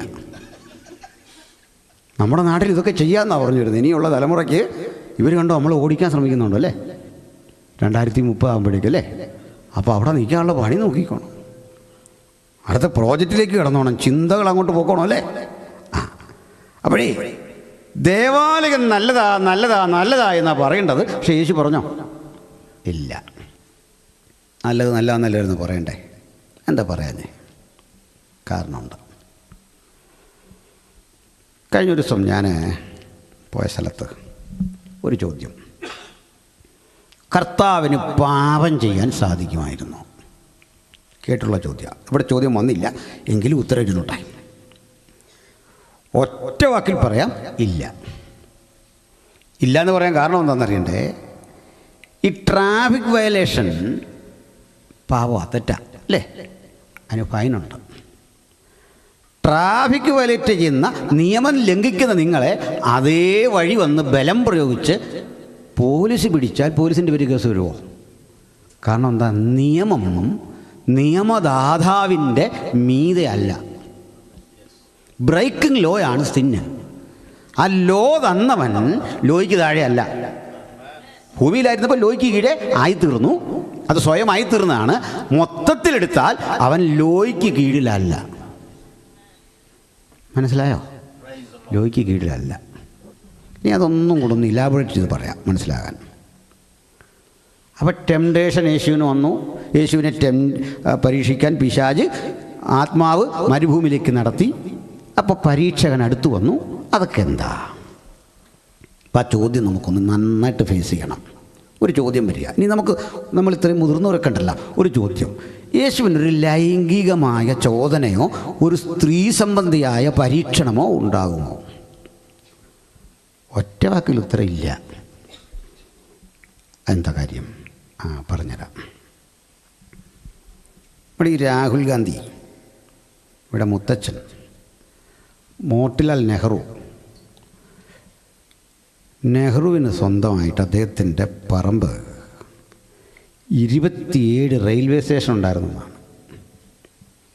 അത്രയും ദൂരത്ത് സ്ഥലമാണ്. കോടീശ്വരനാണ്. കേട്ടിട്ടുണ്ടല്ലോ അല്ലേ? അതുപോലെ സ്ഥലം ഉണ്ടായിരുന്നു. ആ കാലത്ത് മധുര കാമരാജ് ഉണ്ടല്ലോ, അദ്ദേഹത്തിൻ്റെ മുഖ്യമന്ത്രിയായിട്ട് അമ്മ ജോലിക്ക് പോകുമായിരുന്നു എന്നാണ്. ജോലിക്ക് ഒന്നും എടുക്കുകയില്ലായിരുന്നാണ് മുൻ മുഖ്യമന്ത്രി. അങ്ങനെ സിമ്പിളായി ജീവിച്ച മനുഷ്യരുമുണ്ട്, സാധ്യത ഉണ്ടായിട്ടും. അതുകൊണ്ട് അവരൊക്കെ ആദരിക്കപ്പെടുന്നല്ലേ? അപ്പോൾ നെഹ്റു ഇതുപോലെ സമ്പന്നനാണ്. നെഹ്റുവിൻ്റെ കൊച്ചുമോനാണല്ലോ നമ്മുടെ രാഹുൽ ഗാന്ധി. ഞാൻ രാഹുൽ ഗാന്ധിയെ വിളിച്ചിട്ട് പറയാം, ഞാനൊരു 10 സെൻറ്റ് സ്ഥലം കോട്ടയത്ത് തരാമെന്ന്. ഞാൻ പുള്ളി വരുമോ? കാരണം കോട്ടയത്ത് തരാം, നിങ്ങൾ വിളിക്കുക രാഹുൽ ഗാന്ധിയെ, കൊല്ലം റോഡ് സൈഡിൽ 10 സെൻറ്റ് സ്ഥലം തരാൻ ഞാൻ പുള്ളി വരുമോ? ഇല്ല. എന്നാൽ നിങ്ങൾ എന്നെ ഒന്ന് വിളിച്ചു നോക്കിയേ, കൊല്ലത്ത് 10 സെൻറ്റ് സ്ഥലം തരാമെന്ന് പറഞ്ഞു. ധൈര്യം ഉണ്ടെന്ന് വിളിച്ചു നോക്ക്. അതിന് ധൈര്യമുള്ള ആരെങ്കിലും ഉണ്ടെന്ന് കാണിച്ചേ, എന്നെ ഒന്ന് വിളിച്ചു നോക്കിയേ. 10 വേണ്ട. എന്താ കാരണം? നമ്മളാരും ഇതൊന്നും കണ്ടിട്ടില്ലെന്ന്. ഇത് കണ്ട് കിടക്കുന്നവന് ഈ സ്ഥലം വല്ല വിഷയമാണോ? മനസ്സിലായോ നിങ്ങൾക്ക്? ഒറ്റ വാക്കി പറഞ്ഞാൽ, സ്വർഗീയ മഹിമ വെടിഞ്ഞ് താണലോകത്തിലേക്ക് വന്നവനെ എന്ത് കാട്ടി പരീക്ഷിക്കാൻ? ഇതാരാണെന്നോർത്താ പരീക്ഷ? ഈ പരീക്ഷയുടെ അർത്ഥം എന്താ? ഇതൊക്കെ കണ്ട യേശുവിനെന്താ പ്രലോഭനം? യേശുവിൻ്റെ ആ ബോധത്തെ, യേശുവിൻ്റെ അസ്തിത്വത്തെ അട്ടിമറിക്കാൻ പറ്റുന്ന ഏത് സുന്ദരിയാണ് ലോകത്തുള്ളത്? ഏറ്റവും സുന്ദരി വരട്ടെ, അവൾ മോശപ്പെട്ട സ്വഭാവമാകട്ടെ, അവൻ ആ മാറോട് ചേർത്ത് പിടിച്ച് വാത്സല്യത്തോടെ അണയ്ക്കും അല്ലേ? അവൾക്ക് ജീവിതത്തിലാദ്യ പിതൃസഹജമായ ജ്യേഷ്ഠസ്ഥാനീയം കൊടുത്ത, പിതാവ് കൊടുത്ത സ്നേഹത്തിൻ്റെ ആഴം ആ പെണ്ണ് തിരിച്ചറിയും. ജീവിതത്തിലാദ്യം അവൾക്ക് പാപബോധം വരും, അവൾക്ക് കുറ്റബോധം വരും, അവൾ ഒരു പുതുസിറ്റിയായിത്തീരും. അങ്ങനെ ഒരുവനെ ലോകത്തുള്ളൂ, അത് നമ്മുടെ കർത്താവാ. സ്തോത്രം. അപ്പോൾ നമുക്ക് ചോദിക്കും, പിന്നെ ഈ പരീക്ഷ പറയാം. ഈ പരീക്ഷ ഇട്ടവനത് വലിയൊരു വിഷയമായിരുന്നു. പരീക്ഷ എഴുതിയ കൊച്ചിനതൊരു വിഷയമൊന്നുമല്ല. മനസ്സിലായില്ലേ? നമ്മൾ ഇട്ട പരീക്ഷ ഗംഭീരമായിരുന്നു. ചോദ്യം കൊടുത്തവനെ ഇല്ല, ഉത്തരം അത്രയായിരുന്നോ? അല്ല. നമ്മുടെ ന്യൂട്ടൺ ഉണ്ടല്ലോ, ഐസക് ന്യൂട്ടൺ വലിയൊരു മാത്തമാറ്റീഷ്യനൊക്കെ ആയിരുന്നു അല്ലേ? ന്യൂട്ടൺ രക്ഷിക്കപ്പെട്ട ആളാന്നുള്ള അറിയാലല്ലേ? സ്നാനപ്പെട്ട ആളാന്നുള്ള അറിയാലേ? രക്ഷിക്കപ്പെട്ട് സ്നാനപ്പെട്ട് യേശുവിൻ്റെ പുനരാഗമനം കാത്തിരുന്നു എന്ന് മാത്രമല്ല, ബൈബിളിലെ വെളിപ്പാട് പുസ്തകത്തിന് അദ്ദേഹം പഠനം നടത്തുകയും, എൻ്റെ കയ്യിലുണ്ട് ആ പുസ്തകം, അപ്പോക്കലിപ്സിസ്, അങ്ങനെയാണ് ആ പുസ്തകത്തിൻ്റെ പേര്. അങ്ങനെയുള്ള ആളാണ്. ശാസ്ത്രം പഠിച്ചതിലും അധിക സമയം ബൈബിൾ പഠിച്ച മനുഷ്യനാണ് സർ ഐസക് ന്യൂട്ടൺ. ഒത്തിരി കൃതികളുണ്ട് ബൈബിൾ സംബന്ധമായിട്ട്. ഈ ന്യൂട്ടനെ കുരുക്കാൻ ഒരു മാത്തമാറ്റീഷ്യൻ ഒരു പ്രോബ്ലം ആർക്കും പെട്ടെന്ന് ചെയ്യാൻ പറ്റാത്തൊരെണ്ണം ഇങ്ങനെ തയ്യാറാക്കിയേക്കാം. ഇത് പുള്ളിക്ക് കൊടുത്തിട്ട് പറഞ്ഞു, 1 മാസം നമുക്ക് തരുന്നു, ഇതിനകം ഈ കുരുക്കഴിച്ച് ഇതിൻ്റെ ഉത്തരം തരുമെങ്കിൽ നിങ്ങളൊരു മഹാനാന്നൊക്കെ ഞാൻ സമ്മതിക്കാം എന്ന് വെല്ലുവിളിച്ചു. ന്യൂട്ടൻ ഇത് വാങ്ങിക്കൊണ്ട്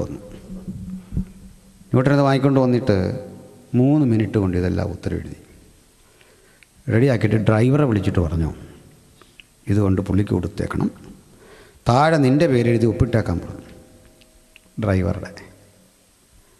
ഇയാൾ പെട്ടെന്ന് ഇതും കൊണ്ട് ചെന്ന് കഴിഞ്ഞപ്പോൾ ഇദ്ദേഹം ചോദിച്ചു, നീ ഇവിടെ എന്താ പെട്ടെന്ന് വന്നേ? അന്നേരം പറഞ്ഞു, സാർ ഞാൻ പോകുന്ന വഴിക്കൊന്ന് വായിച്ചു നോക്കി, ന്യൂട്ടൻ്റെ അടുത്ത് വരെ പോയില്ല, അതിന് മുമ്പ് ഇത് ഞാൻ ഇതങ്ങ് ചെയ്തു. അങ്ങനെ ന്യൂട്ടൻ പറഞ്ഞേ. പക്ഷെ ഇത് കണ്ട മാത്തമാറ്റീഷ്യൻ നടുങ്ങിപ്പോയി. കുറേ നേരം ഇങ്ങനെ ആലോചിച്ചിട്ട് ന്യൂട്ടനെ വെല്ലുവിളിച്ചത് ശരിയായില്ലല്ലോ, ന്യൂട്ടൻ തന്നെ ചെയ്തതാണെന്ന് മനസ്സിലായി. ആ കുറിപ്പിൻ്റെ താഴെ അദ്ദേഹം എഴുതി വെച്ചൊരു കുറിപ്പുണ്ട്, ഗ്രീക്കിലാണ്. താങ്കും അങ്ക്വി ലിയോണം. എൻ്റെ അർത്ഥം ഇങ്ങനെയാണ്, ഇതിൽ ആ ലിയോണത്തിൻ്റെ ലയണിൻ്റെ ഇതിൽ ആ സിംഹം സ്പർശിച്ചിട്ടുണ്ടെന്ന് ഈ കുറിപ്പിൽ. ഏതാ സിംഹം? ന്യൂട്ടൻ. അപ്പോൾ പരീക്ഷ ഇട്ടവൻ ഇത് ഭയങ്കര ചോദ്യം, ഉത്തരവ് എഴുതിയ ന്യൂട്ടൻ ഇത് LKG പോലും ഇല്ല. ആ കർത്താവിനെ നമ്മൾ സേവ് ചെയ്യുന്നു കേട്ടോ. ഹല്ലേലൂയ. പരീക്ഷകൻ അടുത്ത് വരുമ്പോഴൊക്കെ ഓർക്കണം, ജയിച്ചവൻ നമ്മുടെ കൂടെയുണ്ട്. ഹല്ലേലൂയ. ജയിച്ചവൻ കൂടെ ഉണ്ടെങ്കിൽ ഒറ്റ വഴിയുള്ളൂ, ജയിച്ചവനൊപ്പം നിൽക്കണം. ഇതേവിടെ ഫുട്ബോളും ഒക്കെ വരുന്നു. ഫുട്ബോൾ വരുമ്പോഴേക്ക് നമ്മുടെ ടീം തോക്കുന്നു, നമുക്ക് മാനസികമായിട്ട് ദുഃഖം വന്നാൽ അന്നേരം കൂറുമാറിയാൽ മതി, നമ്മളങ്ങ് ജയിച്ചു. സംഗതി മോശമെന്ന് കണ്ടാൽ നമ്മൾ നേരെ മെസ്സിയെ വിട്ടേക്കണം. അല്ലെങ്കിൽ ആരാ കിട്ടുന്നവൻ്റെ കൂടെ കൂടിക്കഴിഞ്ഞാൽ, ജയിച്ചവൻ്റെ കൂടെ നിന്നാൽ നമുക്കൊരു സംതൃപ്തി. ഇങ്ങനെയാ കർത്താവ് ജയിച്ചതെന്ന്. തോറ്റുകിടന്ന നമ്മെ കർത്താവ് ജയിച്ച് കാണിച്ചപ്പോൾ നാം ആ നിരക്കൊപ്പം നിൽക്കുകയാണ്. ഹല്ലേലൂയ. ഇവിടെ നിന്ന് യേശു പറഞ്ഞു, ഈ ദേവാലയം തകരും. ശിഷ്യൻ്റെ ചോദ്യം, അത് എപ്പോൾ സംഭവിക്കും? അങ്ങയുടെ വരവിനും. നമ്മുടെ ബൈബിളിലെല്ലാം ലോകാവസാനം, തമിഴിൽ എങ്ങനെയാണെന്ന് അറിയില്ല, നോക്കിയാൽ മതി. ശരിക്കും പറയേണ്ട യുഗാവസാനം, ദ എൻഡ് ഓഫ് ഡിസ്പെൻസേഷൻ, അയോണ എന്ന് ഗ്രീക്കിൽ. എന്താണ് നിന്റെ വരവിനും യുഗാവസാനത്തിനും അടയാളം? ഇത്രയും ചോദിച്ചതേ ഉള്ളൂ. ഒരു നീണ്ട പ്രസംഗം. ആ പ്രസംഗം Matthew chapter 24, Mark chapter 13 and Luke chapter 21. 3 അധ്യായങ്ങൾ ഇതിനെപ്പറ്റി മാത്രമുള്ളതാണ്. യേശു ഈ ചോദ്യത്തിന് കൊടുക്കുന്ന ഉത്തരവാണ്. അതിങ്ങനെ നീണ്ട ഒരു പ്രസംഗമാണ്, രസകരമായൊരു പ്രസംഗമാണ്. എന്നിട്ട് പറഞ്ഞു, അന്ന് യഹൂദയിലുള്ളവർ മലമുകളിലേക്ക് ഓടിപ്പോകട്ടെ, ആ നാളും നാഴികയും ചുരുങ്ങാതിരുന്നാൽ ഒരു ജാതിയും രക്ഷിക്കപ്പെടില്ല. എന്നാൽ എൻ്റെ ശ്രേഷ്ഠന്മാർ, വിശുദ്ധന്മാർ നിമിത്തം ആ ദിവസങ്ങൾ ചുരുക്കമാകും. അങ്ങനെ ഒരു കാലഘട്ടം വരുന്നു, ദേവാലയം തകരും. ഗർഭവതികൾക്കും മുലയൂട്ടുന്നവർക്കുമൊക്കെ അയ്യോ കഷ്ടം. യേശുവിൻ്റെ തീവ്രതയാർന്ന പ്രവചനം. ഈ പ്രവചനം കഴിഞ്ഞ് ഏതാണ്ട് ഒരാഴ്ച കഴിഞ്ഞ് യേശു അറസ്റ്റ് ചെയ്യപ്പെട്ടു, മരിച്ചു, അടക്കപ്പെട്ടു, ഉയർത്തെഴുന്നേറ്റു. ഇവിടുന്ന് ഏകദേശം 40 ആണ്ട് കഴിയുമ്പോൾ ഈ രാജ്യം 40 ആണ്ട് കഴിഞ്ഞ്, അന്ന് ലോകം ഭരിക്കുന്ന റോമക്കാരാ. നമ്മൾ ബ്രിട്ടീഷ് ഇന്ത്യ കഴിഞ്ഞ പോലെ ഇസ്രയേൽ റോമിന് കീഴിലാണ്. ലോകം ഭരിക്കുന്ന റോമൻ രാജാവിൻ്റെ ചക്രവർത്തിയുടെ സേനാനായകനുണ്ടായിരുന്നു. അയാളുടെ പേര് ടൈറ്റസ് എന്നായിരുന്നു. മൊത്തം പേര് ടൈറ്റസ് കൈസർ. ഈ ടൈറ്റസ് കൈസർ എന്ന് പേര് വരാൻ കാരണം, ഞാൻ നേരത്തെ പറഞ്ഞു, ടൈറ്റസ് കൈസർ എന്ന് പേര് വരാൻ കാരണമെന്ന് ഒരുത്തം പറയാം, എനിക്കറിയാം. എന്താണെന്ന് വെച്ചപ്പോൾ പറയാം, പട്ടിയുടെ പേരാ.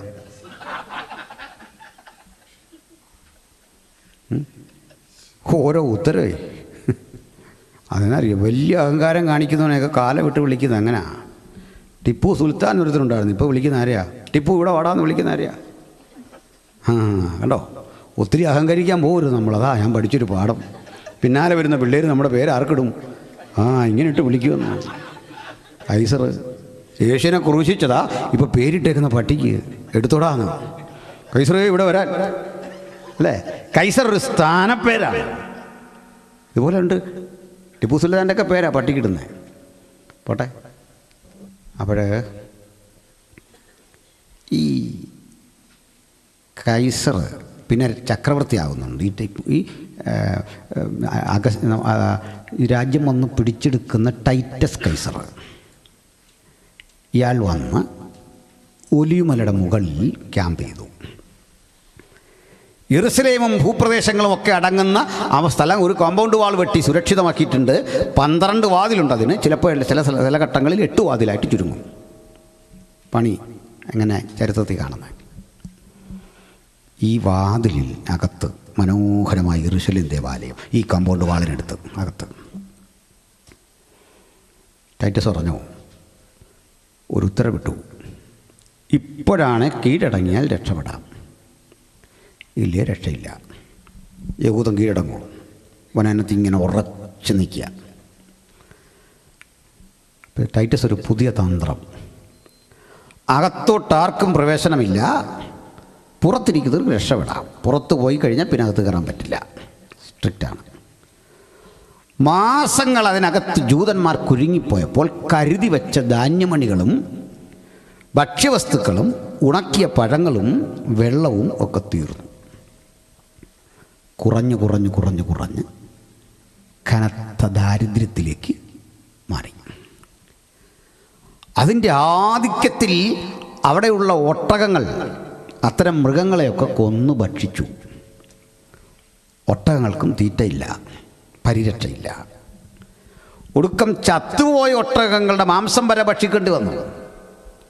ചീഞ്ഞഴുകിയ മാംസം ഭക്ഷിക്കേണ്ടി വന്നു. നിലത്തെ പുല്ല് പറിച്ചു തിന്നേണ്ടി വന്നു. മനുഷ്യൻ സമനില തെറ്റുന്നൊരു മാനസികാവസ്ഥയിലേക്കെത്തി. എന്തിന്? സ്വന്തം ചെരുപ്പ് കടിച്ചു പറിച്ചു ഭക്ഷിക്കേണ്ടി വന്നു. പിന്നെ വസ്ത്രം ഭക്ഷിച്ചു. സമനില തെറ്റിയാൽ അങ്ങനെയൊക്കെ സംഭവിക്കും. കുഞ്ഞുങ്ങളും മക്കളെയൊന്നും തിരിച്ചറിയുന്നില്ല. പട്ടിണിക്കോലങ്ങളായി മാസങ്ങൾ കൊണ്ട് മാറിയ ആ മനുഷ്യരെ ടൈറ്റസ് ഇരമ്പിക്കയറി വെട്ടിക്കൊലപ്പെടുത്തി. ചെറുത്തു നിൽക്കാൻ ശ്രമിച്ചവരെയൊക്കെ വെട്ടിക്കൊലപ്പെടുത്തി ഈ സ്ഥലം പിടിച്ചെടുത്തിട്ട് ഒരു കാര്യം അദ്ദേഹം പറഞ്ഞു, ഈ ദേവാലയത്തെ തുടരുത്, അതവിടെ നിൽക്കട്ടെ, അതിന് നമുക്ക് വേണം. എന്തിനാ? നമ്മുടെ ദേവൻ്റെ പ്രതിഷ്ഠ അവിടെ സ്ഥാപിച്ചിട്ട് നമുക്കിതൊരു ക്ഷേത്രമാക്കണം. പദ്ധതി. ഇതിനകത്തെ ഇരമ്പിക്കയറിയ ടൈറ്റസിൻ്റെ സേന, ഈ ടൈറ്റസിൻ്റെ കൽപ്പന ഉണ്ടായിരുന്നു തകർക്കരുതെന്ന് പറഞ്ഞെങ്കിലും ഇതിൻ്റെ മനോഹാരിത ആസ്വദിച്ച് നടന്ന ഒരു സൈനികൻ്റെ കൈപ്പിഴ കൊണ്ട് തീ പിടിച്ചു. ദേവദാരു പലകകളാണ്, അതിലേക്കൊക്കെ തീ ആളിക്കത്തി. അവിടെ ഇടിച്ചെടുത്ത ഒലിവെണ്ണയുടെ നിരവധി ശേഖരമുണ്ട്, അതിലെല്ലാം തീ ആളിപ്പടർന്നു.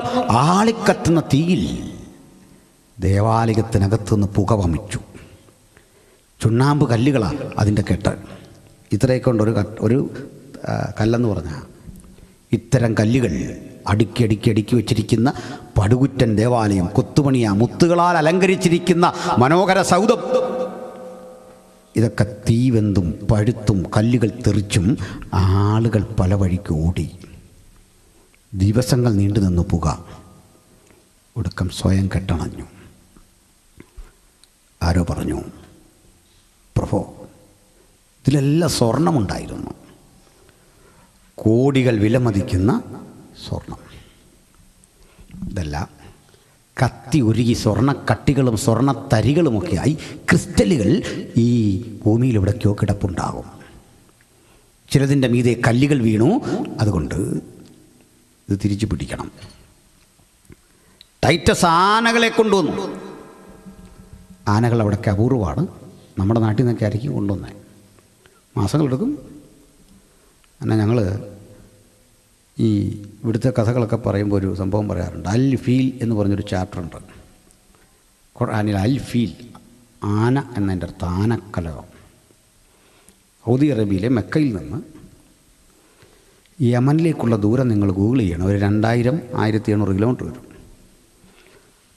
പണ്ട് അവിടുന്ന് ഒരു അബ്രഹാത്ത് എന്ന് പറഞ്ഞൊരു രാജാവ് ആനകളെയും കൊണ്ട് യുദ്ധത്തിന് വന്നു. ഇവിടെ മെക്കയുടെ അതിർത്തി വരുമ്പോഴേക്ക് അള്ളാഹ് അയച്ച പക്ഷികൾ കല്ലെടുത്തെറിഞ്ഞ് ആനയെ തിരിച്ചു വിട്ടു എന്നാണ് എഴുതിയിരിക്കുന്നത്. ഇപ്പോൾ ദൈവം നോക്കിയാൽ കല്ലെടുത്തെറിയാം. പക്ഷിയെ കൊണ്ട് ചുട്ടുപഴുത്ത കല്ല്. ദൈവത്തിൻ്റെ ഭാഗത്ത് നമുക്ക് തർക്കം വേണ്ട, അല്ലേ? ഇപ്പോഴും ഞാനതിനോട് ചേട്ടാ, ഈ മിഡിൽ ഈസ്റ്റ് വഴി ഈ ചുട്ടുപഴുത്ത മണലിൽ കൂടെ ആനകളെയും കൊണ്ട് വന്നവനെ സമ്മതിക്കണമല്ലോ യുദ്ധത്തിന്. മനസ്സിലായില്ലേ? ഇന്ന് കൊണ്ടുവരാൻ പറ്റത്തില്ല. അന്നത്തെ ചൂടുറത്ത്. ഇപ്പം മഴയൊക്കെ ഉണ്ട്, തണലുമൊക്കെ ഉണ്ട്, എന്തെങ്കിലുമൊക്കെ കൊടുക്കാം. ആനയും കൊണ്ട് വന്നെന്ന് ഇതുവഴി. ഇവൻ ഓർത്തില്ല ഇതിലേ ചോദ്യം വരുമെന്ന് ഓർത്തില്ല. ഞാൻ പറഞ്ഞു ദൈവം ചെയ്തൊക്കെ ഞാൻ സമ്മതിച്ചു. ദൈവം ചിലപ്പോൾ കല്ലെടുത്തെറിയണമെന്ന് പോലെ ഊതി തെറിപ്പിച്ച് ആനയെ വിട്ടു എന്നല്ല എനിക്ക് വിശ്വാസമാണ്. പക്ഷേ ഈ യമനിൽ നിന്ന് 1800 കിലോമീറ്റർ ആനയും കൊണ്ട് വന്നവനെ സംബന്ധിച്ച് എന്നെയാണ് എഴുതി വെച്ചേക്കുന്നത് ചോദിച്ചു. പിന്നെ നീട്ടിയില്ല സംവാദം. കാരണം എന്നാ, ഇങ്ങനെ കുറേ കഥകളല്ലേ. ആ പോട്ടെ, ഇവിടെങ്ങും പറ്റിയ മൃഗമല്ല അല്ലേ ആന? ആണോ? അല്ല. അതുതന്നെ പഠിക്കാനുണ്ട്. ഈ ആന മാംസപ്പുക്കാരന് നമ്മുടെ അവസ്ഥ എന്ത് വരുന്നത് ആലോചിച്ചിട്ടുണ്ടോ? ആ ഇലയൊക്കെ തിന്ന് നമ്മുടെ ഒരു ഭാഗ്യം അല്ലേ? ആ, കാരണം എന്തുവാ, ഇത് വല്ലാതെ ഫുഡ് എടുക്കുന്ന സംഗതിയാണ്. അതാ ഇല തിന്നാൻ വേണ്ടി ദൈവം വിധിച്ചത്. ദിനോസറുമൊക്കെ ഇലയൊക്കെയാണ് തിന്നല്ലേ? അങ്ങനെ കേൾക്കുന്നത്. നമ്മളെ അത് തിന്നിരുന്നെങ്കിലോ വലിയ പാടാ, മനുഷ്യരാശി ഉണ്ടാവില്ല. അപ്പോൾ ഈ ആനകളെ കൊണ്ടുവന്ന് ഇരുമ്പ് കലപ്പകൾ കൊണ്ട് കല്ലുകൾ ഓരോന്ന് പിഴുതുമാറ്റി സ്വർണ്ണക്കട്ടി തേടുക. ത്തിൻ്റെ ശക്തി ഓർത്തോ. ഈ ദേവാലയം കല്ലിന്മേൽ കല്ല് ശേഷിക്കാതെ തകരും. അങ്ങനെ AD 70 ജെറുസലേം ദേവാലയം തകർന്നു. ജൂതന്മാരാരും പിന്നെ ജെറുസലേമിലില്ല. ജൂതന്മാരില്ലാത്തൊരു ജെറുസലേം. അവിടെ എല്ലാം ടൈറ്റസ് പിടിച്ചു. അവിടെ നിന്ന് ഒരു 50 വർഷം കൂടി കഴിഞ്ഞു. AD 123. അന്ന് രാജ്യം ഭരിക്കുന്ന ചക്രവർത്തിയുടെ പേര് ഹദ്രിയൻ എന്നായിരുന്നു. ഹദ്രിയൻ ഒരു ഉത്തരവിട്ടു. യെറുസലേമിലെന്നല്ല, പാലസ്തീനിയയിലെങ്ങും ഒറ്റ യഹൂദനെ കാണരുത്. വൈപ്പ് ഔട്ട് ചെയ്ത് കഴിഞ്ഞു, തുടച്ച് നീക്കി, പുറത്ത് പോകാൻ പറഞ്ഞു, ചാടിച്ചു കളഞ്ഞു. അങ്ങനെ AD 123 ആകുമ്പോഴേക്കും യഹൂദനില്ലാത്തൊരു ഇസ്രയേൽ രൂപപ്പെട്ടു. സകല വഴിക്കും തിരിഞ്ഞു, നാടിൻ്റെ പല വഴിക്കങ്ങ് തിരിഞ്ഞു. ഇങ്ങനെ ചിതറിപ്പോയ ജൂതന്മാർ നല്ല മിടുക്കന്മാരായിരുന്നു. അല്ലെങ്കിൽ തന്നെ നല്ല ബുദ്ധിശക്തി,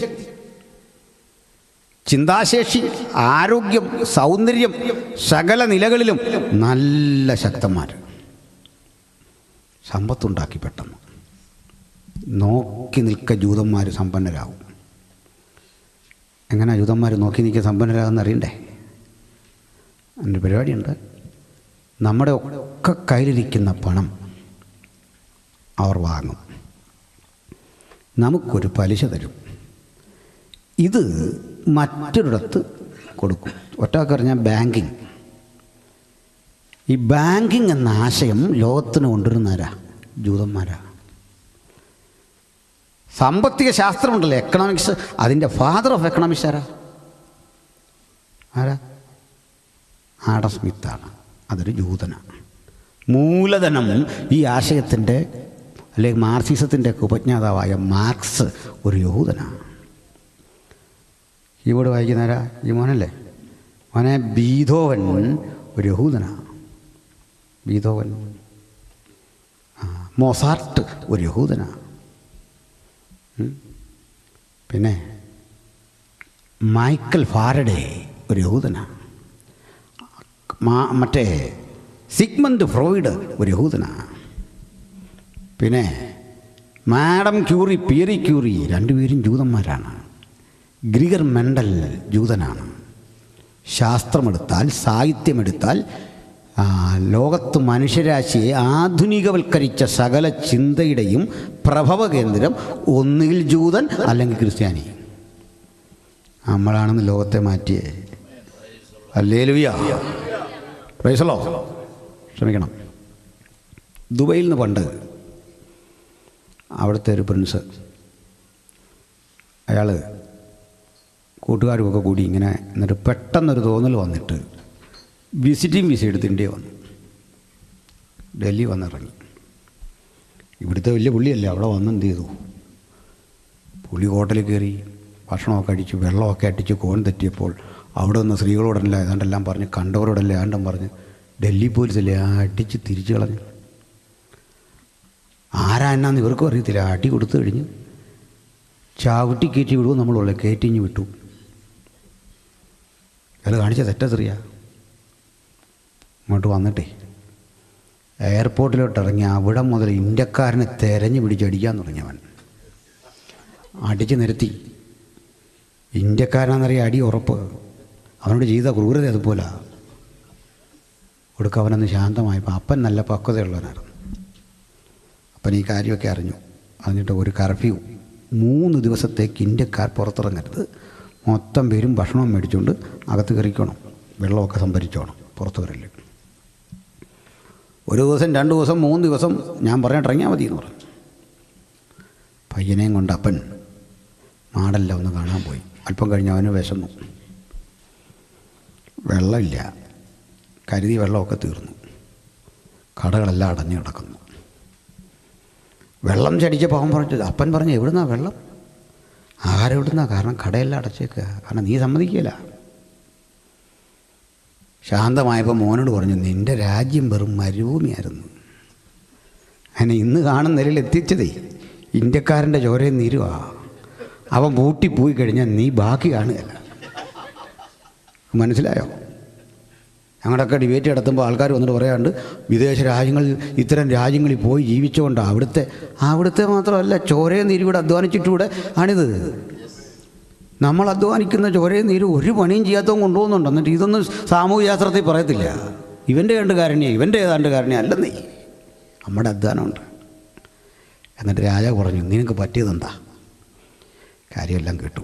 കേട്ടോ, ശരി, ഞാൻ നിന്നെ ഇന്ത്യയിലേക്ക് വിടാതെ തല്ലുന്നെന്ന് കാണട്ടെ. ഡിപ്ലോമാറ്റിക് പ്രോട്ടോക്കോൾ ഉണ്ട്, ഡിപ്ലോമാറ്റിക് പാസ്പോർട്ടുണ്ട്. ഇതൊക്കെ വരുത്തി ഡൽഹി തന്നെ ഇറക്കി, ഇൻ്റർനാഷണൽ എയർപോർട്ടിലോട്ട് ഇറങ്ങിപ്പോണ്ട് പഴയ അടിച്ച കക്ഷികളെല്ലാം വന്ന് നിൽക്കുന്നു. ഇപ്പോൾ രീതിയെല്ലാം മാറി ഇങ്ങനെ നിൽക്കുക. കാരണം എന്താ? ചെല്ലേണ്ട രീതി ചെല്ലണം. ചുമ്മാ അവിടെ ഇവിടെ കയറി വെള്ളം അടിച്ച് കറങ്ങിക്കഴിഞ്ഞാൽ ഇവിടെ നിനക്ക് ഇതെല്ലാം വേണ്ട കിട്ടും. നിൻ്റെ അടുത്ത് ഒരു ബില്ല് പോലും ഇല്ല. സാറെന്ന് പറഞ്ഞ് ഇങ്ങനെ നിൽക്കും. അവനത് വേണ്ട. ചില പുള്ളികൾക്ക് പിടികിട്ടിയോ? അങ്ങനെ തുടച്ചു മാറ്റി ചിലരെ. ചില കരിശം കയറിയാൽ അങ്ങനെ നാഗരികതകളോടും ആളുകളൊക്കെ എതിർക്കും. വിവരക്കേട് അതൊക്കെ അല്ലേ? സ്തോത്രം. നമ്മുടെ സമൂഹത്തിൽ വന്ന് പാർക്കുന്നവരോട് കാണിക്കേണ്ട വലിയ ആദരവുണ്ട് ഇല്ലേ? നമ്മുടെ നാട്ടിലൊക്കെ ഉണ്ട് അങ്ങനെ. ഈ തദ്ദേശവാദമൊക്കെ തെറ്റാണ്, എടുക്കരുത് അങ്ങനെ. നമ്മുടെ നാട്ടിൽ നാളെ നമ്മൾ വളർന്നാൽ പോലും അതെല്ലാവർക്കും വേണ്ടിയുള്ളതാണല്ലേ നാട്. അങ്ങനെ കാണണം. സ്തോത്രം. ഞാനെപ്പോഴും ഓർക്കാറുണ്ട്, ചിലപ്പോഴൊക്കെ ഞങ്ങൾ ഈ കൺവെൻഷനൊക്കെ പോകുമ്പോൾ തൊട്ട് മുമ്പിൽ ഒരു നാശപ്പെർമിറ്റ് വണ്ടി. അപ്പോൾ നമുക്കിങ്ങനെ കയറി പോകണം. ഇയാളിട്ട് വേഗത്തിൽ പോകും, അതും ഇല്ല ഇങ്ങനെയില്ല. എല്ലാവരും അങ്ങ് ശവിക്കുക. ഇയാളിതെന്തോ ഈ കാണിക്കുന്നത്, 2 ഹോൺ അടിക്കുന്നു, ഭയങ്കര ഇറിറ്റേറ്റർ. പക്ഷേ കാര്യം അറിയണം, അവനാ കൊണ്ടുപോകുന്ന സാധനം എന്താണെന്നറിയണ്ടേ? എനിക്ക് ഉച്ചയ്ക്കുണ്ടാനുള്ള ചോറ് അരിയാ, പച്ചക്കറിയാ. അവനെ പണി മുടക്കിയാലേ ഊണ് കഴിക്കില്ല. കടലിൽ പോകുന്നവൻ പണി മുടക്കിയാലേ തീന്മേശയിൽ ഈ വിഭവം വരികയില്ല. പലരെ കഷ്ടപ്പാടാണെന്ന് നമ്മൾ അന്യോന്യം സഹകരിച്ചല്ലാതെ ഈ ഭൂമിയിൽ ആർക്കും ജീവിതമില്ല. അതാ സോഷ്യോളജിയിലൊക്കെ പഠിക്കണ്ട. പോട്ടെ. ചെതറിച്ചു ജൂതൻ ഇങ്ങനെ സമ്പന്നനായപ്പം നോക്കി നിൽക്കെ ഇവനോട് രൂപപ്പെട്ടൊരു വിരോധം പലർക്കും. ഒക്കെ നമ്മളോടൊക്കെ ചിലർക്ക് കാണും. ഇവിടെയൊക്കെ ഒന്ന് അധ്വാനിച്ച് അല്ലേ? ഞാൻ ഇന്നലെ അത് പറഞ്ഞു. ഈ കഠിനാധ്വാനം എല്ലാം കഴിഞ്ഞ് നാട്ടിൽ ചെന്ന് നിങ്ങളൊരു വീട് വെച്ചു, അല്ലെ മോളെ കോളേജിൽ ചേർത്തു, സ്കൂളിൽ ചേർത്തു. ഞാൻ നിരന്തരം ഇവിടെയൊക്കെ വരുന്നൊരാൾ, ഇവിടെ അങ്ങനെ ആദ്യമാണ് വരുന്നൊരാൾ എന്നുള്ള നിലയിൽ എനിക്ക് കുറേ മനുഷ്യാവസ്ഥ അറിയാം. പക്ഷേ ഇത് ഇഷ്ടമില്ലാത്ത മനുഷ്യരുണ്ട്.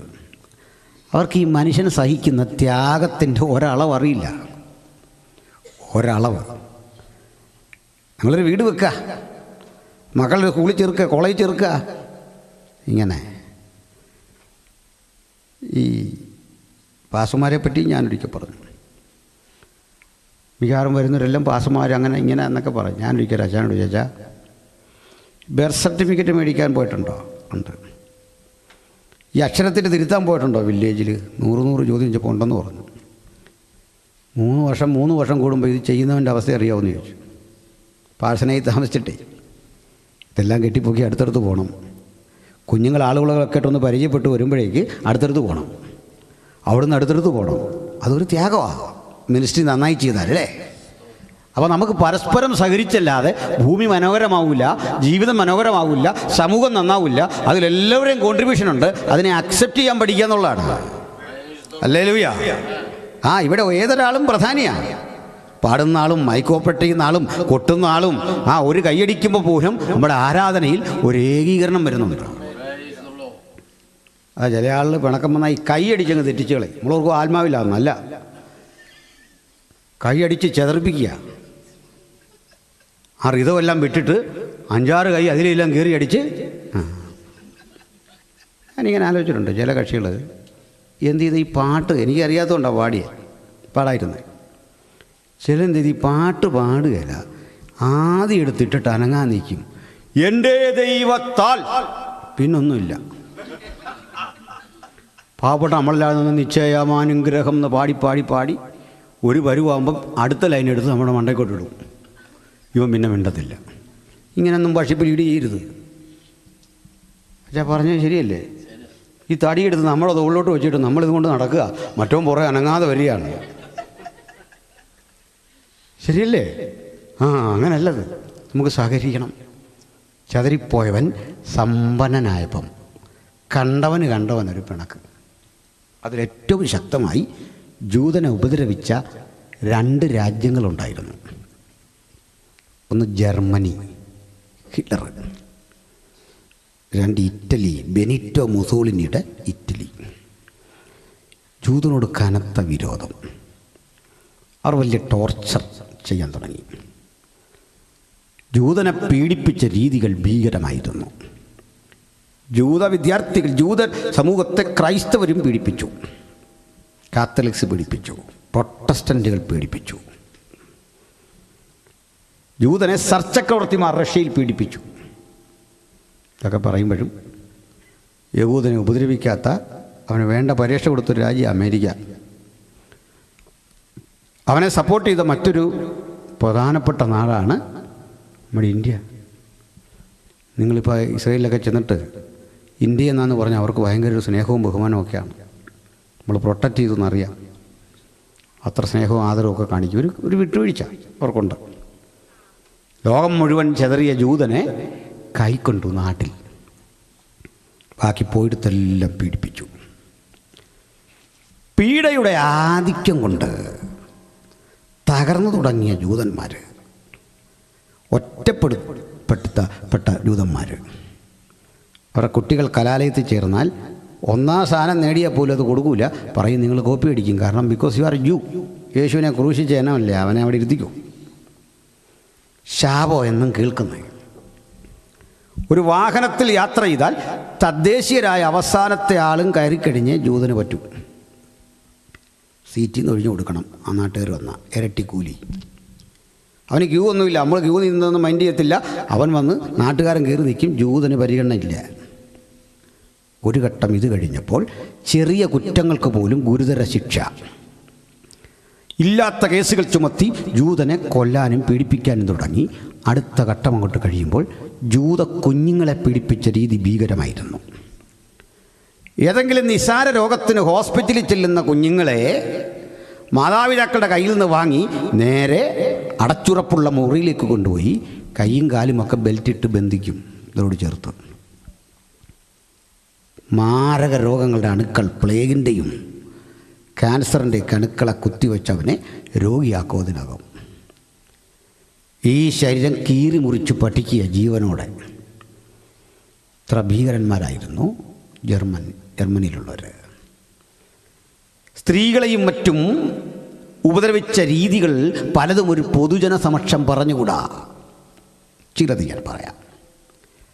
ഗർഭവതികളായ സ്ത്രീകളുടെ വയർ പിളർന്ന് ഗർഭസ്ഥ ശിശുവിനെ പുറത്തെടുത്ത് അത് ഉടച്ച് പരുവപ്പെടുത്തി സൗന്ദര്യവർദ്ധക വസ്തുക്കൾ ഉണ്ടാക്കി യൂറോപ്പിൻ്റെ വിപണിയിൽ വിറ്റു ഹിറ്റ്ലർ. അവിടെ വലിയ ടോർച്ചർ ചെയ്യാൻ ചില സെൻറ്റേഴ്സ് ഉണ്ടായിരുന്നു, ക്യാമ്പുകൾ, ഡെത്ത് ക്യാമ്പ് എന്നറിയപ്പെടും. വലിയ ഒരു തിയേറ്ററിനുള്ളിലേക്ക് 1000 പേർക്ക് ഇരിക്കാവുന്ന ഇടത്തേക്ക് 10,000-10,000 പേരെ തിക്കി തിരക്കി ഞെരുക്കി കയറ്റും.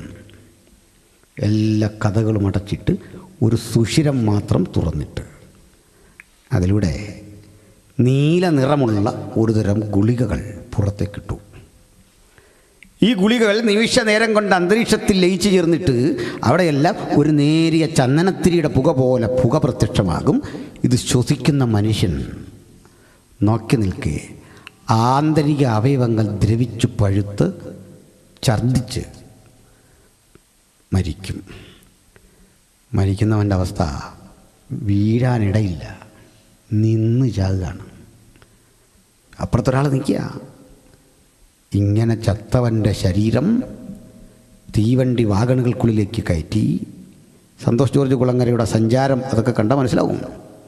ദൂരെ കത്തിക്കുന്ന ചൂളയുണ്ട്. ആ ചൂളയിൽ കത്തിച്ച് അതിൽ നിന്ന് പുറത്തു വരുന്ന കൊഴുപ്പ് ശേഖരിച്ച് സോപ്പുണ്ടാക്കുക. അതിനു മുമ്പ് ചില പ്രക്രിയകളുണ്ട്. നമ്മുടെ ശരീരത്ത് നിന്ന് സൂട്ടും കോട്ടുമൊക്കെ ഊരി മാറ്റും. ഇവ വീണ്ടും സോർട്ട് ചെയ്യും. മോതിരം അഴിച്ചു മാറ്റും, മാല എടുത്തു മാറ്റും, വിലപിടിപ്പുള്ള വസ്തുക്കളൊക്കെ മാറ്റി നഗ്നരാക്കി ഇങ്ങനെ കടത്തി വിടുക. ഇതൊക്കെ വീണ്ടും വിപണിയിലെത്തിച്ച് വിൽക്കും. ഇങ്ങനെ കൊന്നൊടുക്കിയ മനുഷ്യരുടെ കണക്ക് കേൾക്കണം. 1,10,00,000 പേരെ ഹിറ്റ്ലർ ജീവകാലത്ത് കൊന്നു. അതിൽ 60 ലക്ഷം 60 ലാക്കാണ് നമ്പേഴ്സ്, യഹൂദന്മാരുടെ കണക്ക്. 60 ലക്ഷം പേരെ കൊന്നു. ഇങ്ങനെ പീഡിപ്പിക്കപ്പെട്ട ജൂതന്മാർ ആകെ ദുഃഖിതരായി വിയന്നയിൽ ചേർന്ന ഒരു സമ്മേളനത്തിൽ ഈ പരിഭവം പങ്കിടവേ അവർ പറഞ്ഞു, നമ്മൾ ചെല്ലുന്നിടത്തെല്ലാം ആക്രമിക്കാം നമ്മളെ. ഒരു വഴിയുള്ളൂ, നമുക്ക് സ്വന്തമായി ജീവിക്കാൻ ഒരു സ്ഥലം വേണം. എത്രയോ സ്ഥലം ലോകത്ത് കിടക്കുക, നമുക്കാരെങ്കിലും ഒരു ജില്ല പതിച്ചു തരുമെങ്കിൽ വില കൊടുക്കാം. നല്ല ക്യാഷുണ്ട്.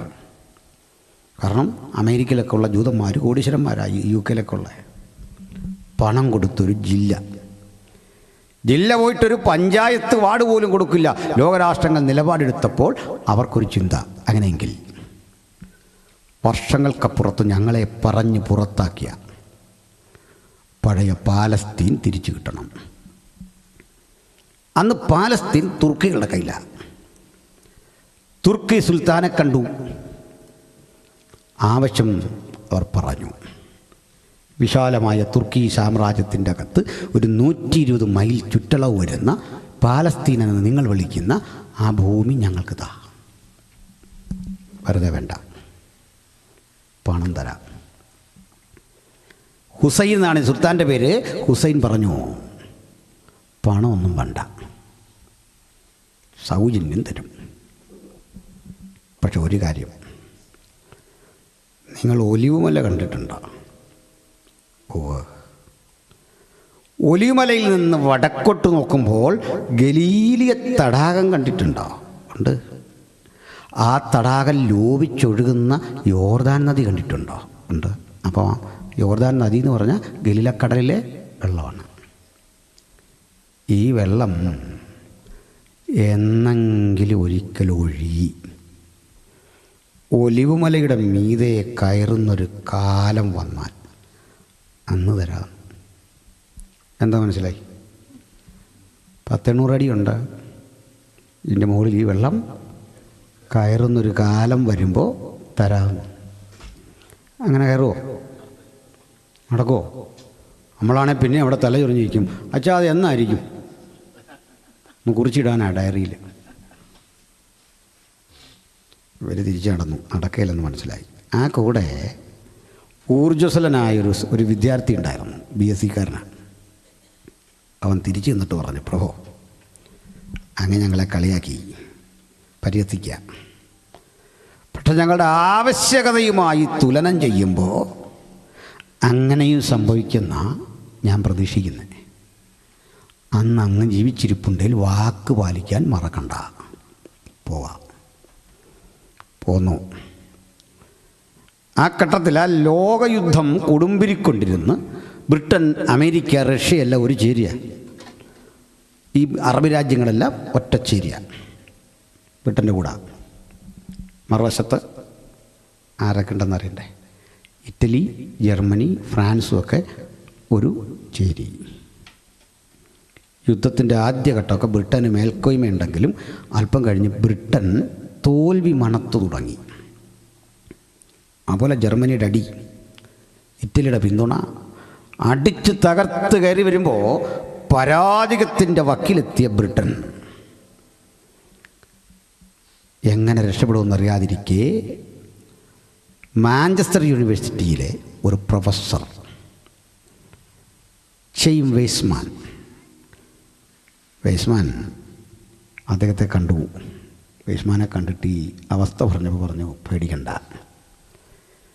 തണുപ്പ് വർഷിക്കുന്ന ഈ ഘട്ടത്തിൽ, വല്ലാതെ ശീതം തുടരുന്ന ഘട്ടത്തിൽ നിങ്ങളുടെ പക്കലിരിക്കുന്ന സ്വാഭാവിക വെടിമരുന്നിന് വിസ്ഫോടന ശേഷി കിട്ടില്ല, തണുത്തുപോയി. അതാ പടയാളികൾ ക്ഷീണിക്കുന്നതും യുദ്ധത്തിൽ വിജയിക്കാനാവാത്തതും ഒക്കെ ഇതാ പ്രശ്നം. പേടിക്കണ്ട, ഏത് കനത്ത തണുപ്പിലും വിസ്ഫോടനം സൃഷ്ടിച്ച് നമ്മൾ ഉദ്ദേശിക്കുന്ന റിസൾട്ട് തരാൻ പാകത്തിനുള്ള ഒരായുധം ഞങ്ങളുടെ പക്കൽ വികസിപ്പിച്ചെടുത്തിട്ടുണ്ട്. അത് കൊണ്ടുവന്ന ഐസ് പെട്ടികളുടെ ശേഖരമാണ്. ഇന്നലെ ഞാൻ പ്രസംഗിച്ചപ്പോൾ ഈ കാര്യം സൂചിപ്പിച്ചിരുന്നു. യോബിൻ്റെ പുസ്തകം പ്രസംഗിച്ചേ.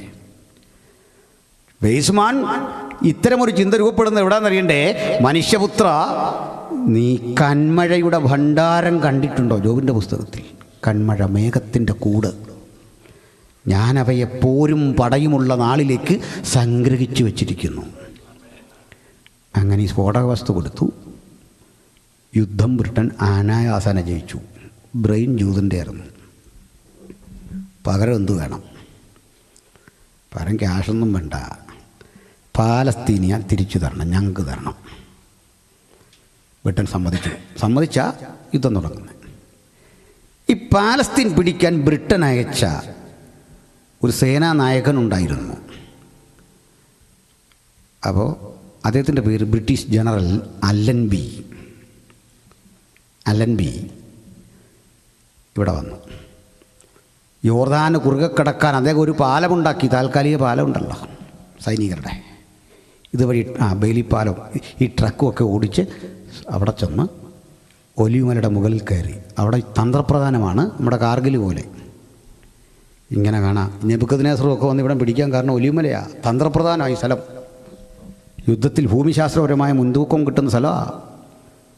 ഇതിനെ അലക്സാണ്ടറുമൊക്കെ ഈ സ്ഥലം നോക്കിയാണ് വന്നേ. ഇവിടെ നിന്ന് ഇങ്ങനെ നോക്കിയപ്പോൾ നീളത്തിൽ കിടക്കുകയാണ് ഈ ഭൂപ്രദേശം മുഴുവൻ. തൊട്ട് താഴേക്ക് നോക്കിയപ്പോൾ ഒരു കാഴ്ച ഉണ്ട്. തകർന്നടിഞ്ഞ് കിടക്കുന്ന യെരുശലേം ദേവാലയത്തിൻ്റെ അവശിഷ്ടങ്ങൾ, പീലാത്തോസിൻ്റെ കൊത്തളത്തിൻ്റെ അവശേഷിപ്പുകൾ, യെരുശലേമിൻ്റെ മതിൽക്കെട്ടുകളുടെ അവശേഷിപ്പുകൾ, ഇതെല്ലാം കണ്ടു നിൽക്കെ ബൈബിള് വായിച്ചെന്നും ശീലിച്ചു പോന്ന ഈ ക്രിസ്തീയ വിശ്വാസിയായ അല്ലൻബിക്കൊരു മടി യുദ്ധം ചെയ്യാൻ പറ്റണില്ല. ഇവിടെ ഒന്ന് ചോര ചൊരിയാനൊരു മടി. അല്ലൻബി കൺട്രോൾ റൂമിലേക്കൊരു മെസ്സേജ് വിട്ടു, എന്നെ ഒന്ന് മാറ്റണം, എന്നെ ഒന്ന് റീപ്ലേസ് ചെയ്തവൻ ആരെയിലേക്ക്. യുദ്ധമുഖത്ത് അങ്ങനെ പതറിയ രക്ഷയൊന്നുമില്ല, അതാ മിലിറ്ററിയുടെ നിയമമാണ് അല്ലേ. അവിടുന്ന് മറുപടി, നോ, സാധ്യമല്ല, നീ തന്നെ ചെയ്യണം. അപ്പോൾ അദ്ദേഹത്തിൻ്റെ അടുത്ത മറുപടി, എൻ്റെ മഹാരാജാവ് നടന്നുപോയ നഗരത്തിന് നേരെ ചോര ചൊരിയാൻ പറ്റുന്നില്ല, പക്ഷെ ഞാൻ ചോര ചൊരി അത് ഒഴിപ്പിക്കാം, എനിക്ക് കൂടുതൽ സമയം താ. കൺട്രോൾ റൂമിലെ മറുപടി, നിങ്ങളൊരു പ്രാർത്ഥന മനുഷ്യനാണെന്ന് എനിക്കറിയാം അല്ലൻബി, സമയം അനുവദിച്ചിരിക്കുന്നു, തുടങ്ങട്ടെ. അല്ലൻബിയും സേനയുമല്ല ഇതിൻ്റെ മുകളിൽ വന്ന് ഈ ടെൻറ്റുകൾ സജ്ജീകരിച്ച്, പട്ടാളത്തിൻ്റെ ബാരാക്കുകൾ സജ്ജീകരിച്ച്, ഒരു വലിയ ദളം തന്നെ അവിടെ അങ്ങനെ ക്യാമ്പ് ചെയ്യാം. ദൈനംദിന ആവശ്യത്തിന് വെള്ളം വേണം. യോർദാനിൽ ജനറേറ്റർ ഉപയോഗിച്ച് കറണ്ട് ഉൽപ്പാദിപ്പിച്ച് പോളിത്തീൻ ടാങ്കുകളുണ്ട്, അതിലേക്ക് വെള്ളം പല തട്ടുകളിലൂടെ അടിച്ചു കയറ്റി ഒടുവിൽ ഒലിവുമലയുടെ മുകളിൽ ഈ വെള്ളം കയറി. വെള്ളം വീണ്ടും ഒഴുകി, നിറഞ്ഞ വെള്ളം കിദ്രോനിൽ ചെന്ന് ചാടിയെന്നാണ് ഞാൻ ആ തോടിൻ്റെയൊക്കെ തുടക്കത്തിലേ പറഞ്ഞത്. അങ്ങനെ യോർദാനിലെ വെള്ളം എവിടെത്തി? ഒലിവുമലയുടെ മുകളിൽ. വെല്ലുവിളിച്ചവനും ചോദിച്ചവനും ഒന്നും അന്നില്ല. പക്ഷെ വെല്ലുവിളി കേട്ടവൻ അത് നടപ്പിലാക്കി തരുമെങ്കിൽ ഈ യോഗത്തിൽ വന്നിരിക്കുന്ന ദൈവമക്കൾ ഈ വാഗ്ദത്തം മാത്രം ഓർത്താൽ മതി. നമ്മുടെ ഉള്ളിൽ ദൈവത്തിൻ്റെ പരിശുദ്ധാത്മാവ് ഒരാലോചന തന്നെങ്കിൽ, ലോകം വെല്ലുവിളിച്ചാൽ ആ വെല്ലുവിളി കണ്ട് തലകുനിക്കേണ്ട, അവരുടെ നടുവിൽ തല ഉയർത്തി ജയിക്കാൻ നമുക്കൊരവസരം ദൈവം വെച്ചിട്ടുണ്ട്. ആ വാഗ്ദത്തങ്ങളിൽ വിശ്വസിച്ച് വേണം ഇന്ന് ഇവിടുന്ന് പോകാൻ. അതിൽ നമ്മെ തടയാൻ ലോകത്തൊരു ശക്തിക്കും സാധിക്കില്ല. ആ വിശ്വാസം വരട്ടെ, ബലം വരട്ടെ ഉള്ളിൽ. ഹല്ലേലൂയ. അല്ലൻബി ഒരു ബൈപ്പോളാർ ഹെലികോപ്റ്റർ അയച്ചു അങ്ങോട്ട്. അതിലൂടെ ലഘുലേഖ താഴേക്കിട്ടു. നല്ല പക്വതയുള്ള വീടുകളാണ്. ശത്രുക്കളെ വിളിച്ച മക്കളെ എന്നാണ്, അറബികളെ. അദ്ദേഹം പറഞ്ഞു, പറന്നു പോകാൻ ശ്രമിക്കരുത്, കണ്ണു വെട്ടിച്ച്, കാരണം ആകാശം ഞാൻ അടച്ചിരിക്കുകയാണ്. കരമാർഗം ഇഴഞ്ഞു പോലും പോകരുത്, കരയും അങ്ങനെ തന്നെ. കടലെൻ്റെ കൈപ്പിടിയിലാണ്, നീന്തിക്കടക്കാൻ ശ്രമിക്കരുത്, ഒറ്റ വഴി കീഴടങ്ങുക, ഇല്ലെങ്കിൽ വെടിവെക്കും, യുദ്ധം ആരംഭിക്കാൻ പോവാം. ഇങ്ങനെയൊക്കെ പറയേണ്ട ആരും തുടങ്ങുമോ? ഇല്ല. ഇത്ര മര്യാദക്കാരൻ. അപ്പോൾ ഇതെല്ലാം എഴുതിയെങ്കിലും ഒരു കുഴപ്പമുണ്ടായിരുന്നു. ഇവർക്കിത് വായിച്ചിട്ടൊന്നും പിടികിട്ടിയില്ല, ഇംഗ്ലീഷല്ലേ. ഇന്ന് ഇവർക്ക് പിടികിട്ടുന്നില്ല, പിന്നെ അന്ന് പിടികിട്ടുമോ? പക്ഷെ ഒരു കാര്യം അല്ലൻബി താഴെ ചെയ്തു, പേര് മാത്രം അറബിയിൽ എഴുതി, അല്ലൻബി. ഇത് പ്രാകൃതരായ ബെഡൂബിയൻസ് വായിച്ചപ്പോൾ അവർക്ക് തിരിഞ്ഞത് അല്ലാഹ് എഗെയിൻസ്റ്റ് യു. അല്ലാഹ് എതിരായി. കണ്ടോ വിദ്യാഭ്യാസത്തിലുള്ള കുഴപ്പം മനസ്സിലായോ? കണ്ടവൻ പ്രചരിപ്പിച്ച് ഭയന്ന് കൈയുയർത്തി.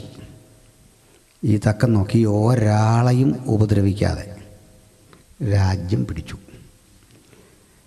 അലൻബിയുടെ സന്നാഹങ്ങൾ അറിഞ്ഞിട്ട് അമേരിക്ക അയച്ചു കൊടുത്ത സഖ്യസേനയുടെ ഒരു വിമാനം വന്ന് തൽസമയത്ത് ഇങ്ങനെ പറക്കുക ക്ലോക്ക് വൈസിൽ. റഷ്യയുടെ സഹായക വിമാനവും വന്നു, അത് ആൻറ്റി ക്ലോക്ക് വൈസിൽ പറക്കുക. രണ്ടും തിരിഞ്ഞും മറിഞ്ഞും പറക്കുക. അലൻബിയുടെ ഫ്ലൈറ്റ് ഇങ്ങനെ പറക്കുക. ചുരുക്കി പറഞ്ഞാൽ ഏതാനും നിമിഷങ്ങൾ അന്തരീക്ഷം മുഴുവൻ ഈ ഫ്ലൈറ്റുകളുടെ ശബ്ദം, അന്നത്തെ ഹെലികോപ്റ്ററുകളുടെ ശബ്ദം. അപ്പോഴാ പ്രവാചകൻ പറഞ്ഞ മറ്റൊരു വചനം, അന്നാളിൽ പക്ഷി ചുറ്റിപ്പറന്ന് കാക്കും പോലെ ഞാൻ യെരൂശലേമിനെ കാത്തുകൊള്ളും. അവളെ തൊടുന്നവർക്കൊക്കെ അവൾ ഭാരമുള്ളൊരു കല്ലാകും. ഹല്ലേലൂയ. ഇങ്ങനെയൊക്കെ എഴുതിയ പുസ്തകം കൊണ്ടാണ് നമ്മളിത് എഴുതി നടക്കുന്നത്. ഹല്ലേലൂയ. ഇതുപോലൊരു ഗ്രന്ഥം ഉലകത്തിലില്ല. കാലത്തെ മുഴുവൻ മാറ്റിമറിച്ച, ചരിത്രത്തെ മുഴുവൻ സ്തംഭിപ്പിച്ച അത്ഭുതങ്ങളുടെ സമാഹാരമാണ് ഈ പുസ്തകമെങ്കിൽ നമുക്ക് വേണ്ടിയും പ്രവർത്തിക്കാൻ ഈ വചനത്തിന് ജീവനുണ്ട്. ഈ വചനം അതിൻ്റെ പ്രവൃത്തി ചെയ്യും. ആർക്കും തടയാൻ കഴിയാത്ത ആ പ്രവൃത്തിക്ക് നമ്മൾ ഇന്നിവിടെ വന്നിരിക്കുന്നത്. അതുകൊണ്ട് ആത്മാർത്ഥമായി ഇത് ആര് വിശ്വസിക്കും? ഏത് തടസ്സങ്ങളെയും അത് നീക്കും. ഈ ദൈവത്തിൻ്റെ വചനം നമുക്ക് അത്ഭുതമാണ്, അത് നമുക്ക് വിടുതലാണ്, അത് നമുക്ക് രോഗശാന്തിയാണ്, മാരക രോഗങ്ങളുടെ മീതെ ജയമാണ്. കാരണം നസ്രായനായ യേശുവിൻ്റെ രക്തത്താൽ വിലക്കി വാങ്ങപ്പെട്ട നമുക്കൊരു കാര്യമറിയാം, അതും ഇതിലെ വാഗ്ദത്തം ജയമെടുക്കുവാൻ ദൈവമക്കൾ അടുത്ത് ചെല്ലണം, ദൈവകൃപ തൊട്ടാസ്വദിക്കണം. ആമേൻ. അങ്ങനെ രാജ്യം കിട്ടി. ഇതൊക്കെ വേർതിരിച്ച് യൂതന് കൊടുക്കാൻ ശ്രമിച്ചെങ്കിലും അറബി രാജ്യങ്ങൾ സമ്മതിക്കാതായി. അത് പറ്റിയല്ല. റഷ്യയും എണ്ണയുടെ രാഷ്ട്രീയം അത് വെച്ച് അവരും എതിർത്തു. സാഹിബ് പറഞ്ഞും പോയി, എന്ത് ചെയ്യും? അവസാനം സർ ആർതർ ബാൽഫർ എന്ന ബ്രിട്ടീഷ് പ്രധാനമന്ത്രി ഒരു ഉത്തരവിട്ടു. സ്ഥലം തരില്ല, പക്ഷേ നിങ്ങൾക്ക് തിരിച്ചിവിടെ വരാം. അതിനുള്ള പെർമിറ്റ് ഓരോ രാജ്യങ്ങളിൽ നിന്നും നിങ്ങൾ ജൂതന്മാരാണെന്ന് സ്ഥാപിക്കുന്ന പേപ്പറുമായിട്ട് ഇനി പോരാ, ഇവിടെ വന്ന് താമസിക്കാം. സ്ഥലം വില കൊടുത്ത് വാങ്ങി താമസിച്ചോണം. അതിന് ക്യാഷുണ്ട്. അത്രയ്ക്കെങ്കിൽ അത്രയ്ക്ക്. അങ്ങനെ ജൂതന്മാർ 1914 ഫസ്റ്റ് വേൾഡ് വാറിന് ശേഷം തിരിച്ച് രാജ്യത്തേക്ക് മടങ്ങി വന്നു. മടങ്ങി വരുമ്പോൾ അടുത്ത വിഷയം, അറബ് രാജ്യങ്ങളല്ലാതെ പറഞ്ഞു ഇനി ഇവിടെ ഉള്ളവനെ വിടരുത്, കാരണം ഇവർക്ക് പോപ്പുലേഷൻ അവിടെ ചെന്ന് കൂടിക്കഴിഞ്ഞാൽ അത് അവിടുത്തുകാർക്ക് പ്രയാസം, നമ്മുടെ സഹോദരന്മാർക്ക് പ്രശ്നമാണ്, ഇവിടെ കിടന്നവൻ ചാകട്ടെ. അങ്ങനെ ഈജിപ്റ്റ്, അറബ് രാജ്യങ്ങൾ, യൂറോപ്യൻ രാജ്യങ്ങൾ പലതും ഈ തീരുമാനമെടുത്തപ്പോൾ നമ്മുടെ ഇന്ത്യ പറഞ്ഞു, നിങ്ങൾ പോകണമെന്ന് ഞങ്ങൾക്കില്ല, നിങ്ങൾക്ക് പോയേ പറ്റുമെന്നുണ്ടെങ്കിൽ പോകൂ, എപ്പോഴും ഇവിടെ വരണം, ഇത് നിങ്ങളുടെ ഹോം ലാൻഡാണ്, നമ്മുടെ ബന്ധമെന്ന് നിലനിൽക്കണം. അങ്ങനെ ദുഃഖത്തോടാണ് അവരെ നമ്മൾ ഇങ്ങോട്ട് വിടുന്നത്. അമേരിക്ക എന്താ ഇതിനുണ്ട്, നിങ്ങൾക്ക് പ്രത്യേകിച്ച് വിസയൊന്നും വേണ്ട, എപ്പോഴും ഇവിടെ വരാമെന്ന്. അത് ഓൺ അറൈവൽ വിസയാണ്. ജൂതന് ഏത് എയർപോർട്ടിൽ ചെന്നാലും അമേരിക്കയിൽ പോകണമെങ്കിൽ നമ്മൾ ടിക്കറ്റ് എടുത്ത് അടുത്ത സ്റ്റേറ്റിലോട്ട് പോകുന്നു, അടുത്ത ബസ്സിൽ കയറി പോകുന്ന പോലെ അവർക്ക് പോകാം. ജൂയിഷ് പാസ്പോർട്ട് വെച്ച് വരാൻ പോകാം. അപ്പോൾ ഈ രണ്ട് സ്ഥലങ്ങളിലേക്ക് പോയാൽ ജൂതന് തിരിച്ചു ചെല്ലാൻ സംഗതി എളുപ്പം. ബാക്കി രാജ്യങ്ങൾ എളുപ്പമല്ലെന്നല്ല, ചിലർ വിടത്തില്ല. കാര്യം മനസ്സിലായല്ലോ? യെശയ്യാവിൻ്റെ പ്രവചനത്തിൽ ഇപ്പോൾ വായിച്ച ഭാഗത്തെ ഭാഷയുടെ സവിശേഷത നിങ്ങൾ പഠിക്കണം. ഞാൻ നിൻ്റെ സന്തതി ചിതറിക്കിടക്കുന്ന നിന്നെ കിഴക്ക് നിന്ന് വരുത്തും.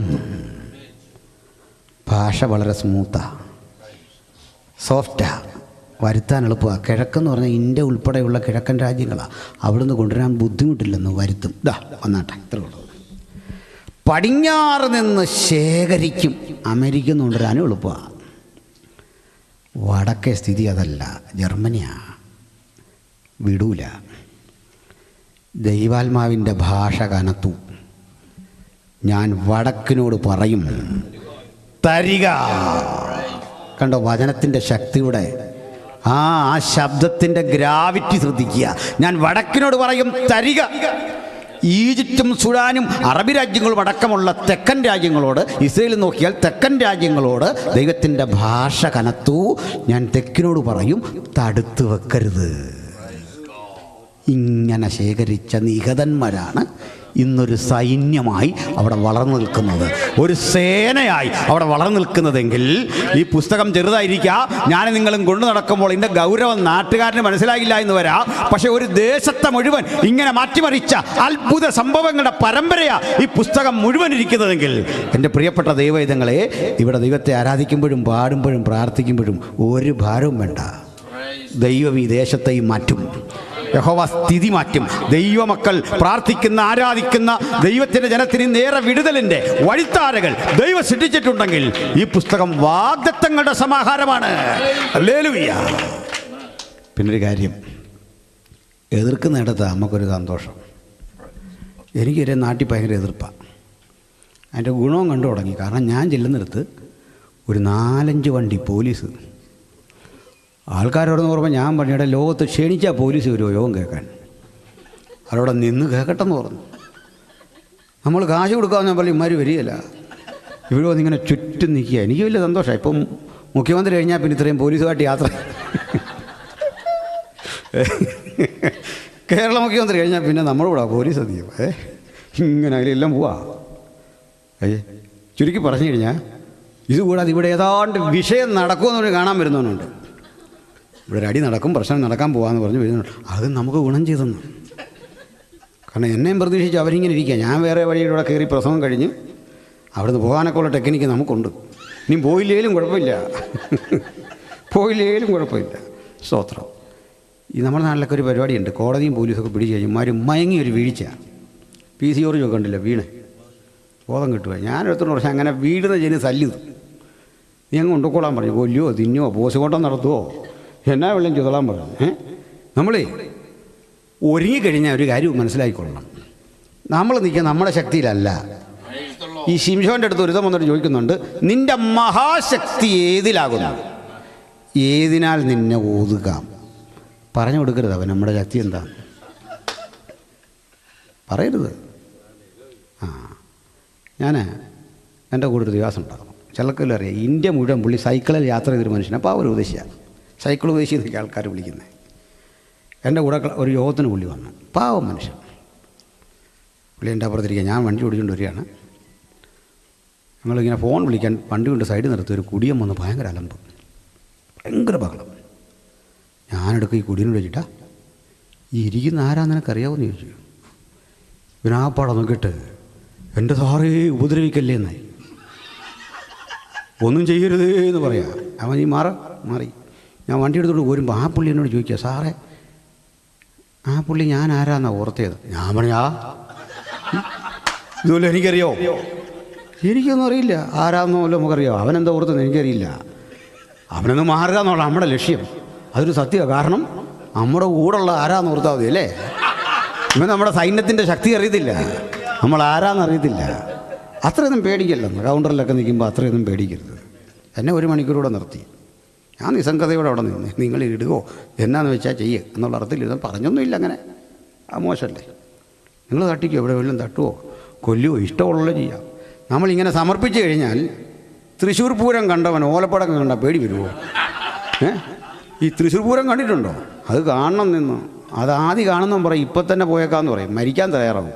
ആ സാധനമാണ് പൊട്ടുന്നത്. നമ്മളിതൊക്കെ കണ്ടിട്ട് വന്നു. ഈ പ്രവചനവും ഈ സംഭവമൊക്കെ പഠിച്ചിട്ടേ നമ്മൾ ഈ ഓലപ്പടക്കം കണ്ടൊന്നും പേടിക്കരുത്. ഹല്ലേലൂയ. ഈ സ്ഥിതി കണ്ടൊന്നും പേടിക്കരുത്. നമുക്ക് ധൈര്യം വരട്ടെ, ബലം വരട്ടെ. ഹല്ലേലൂയ. ഭയപ്പെടുത്തുന്ന ശബ്ദം കേൾക്കുമ്പോഴേ പറയണം അതൊക്കെ ശരിയാ, പക്ഷെ അതിലും വലിയവൻ എൻ്റെ കൂടെയുണ്ട്, അതിൽ ശക്തൻ എൻ്റെ കൂടെയുണ്ട്. ഹല്ലേലൂയ. ലോക നിയമത്തൊക്കെ റെസ്പെക്റ്റ് ചെയ്യണം കേട്ടോ, അത് വേറെ കാര്യം. ഈ രാജ്യത്തിന് വേണ്ടി പ്രാർത്ഥിക്കണം.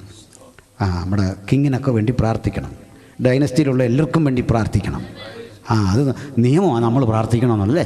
അത് ഞാൻ പറയണ്ട. രേഖാമൂലം ഒരു രാജ്യത്തിലെ രാജാവിന് വേണ്ടി പ്രാർത്ഥിക്കണതിന് ഒറ്റ പുസ്തകം ലോകത്തുള്ളൂ.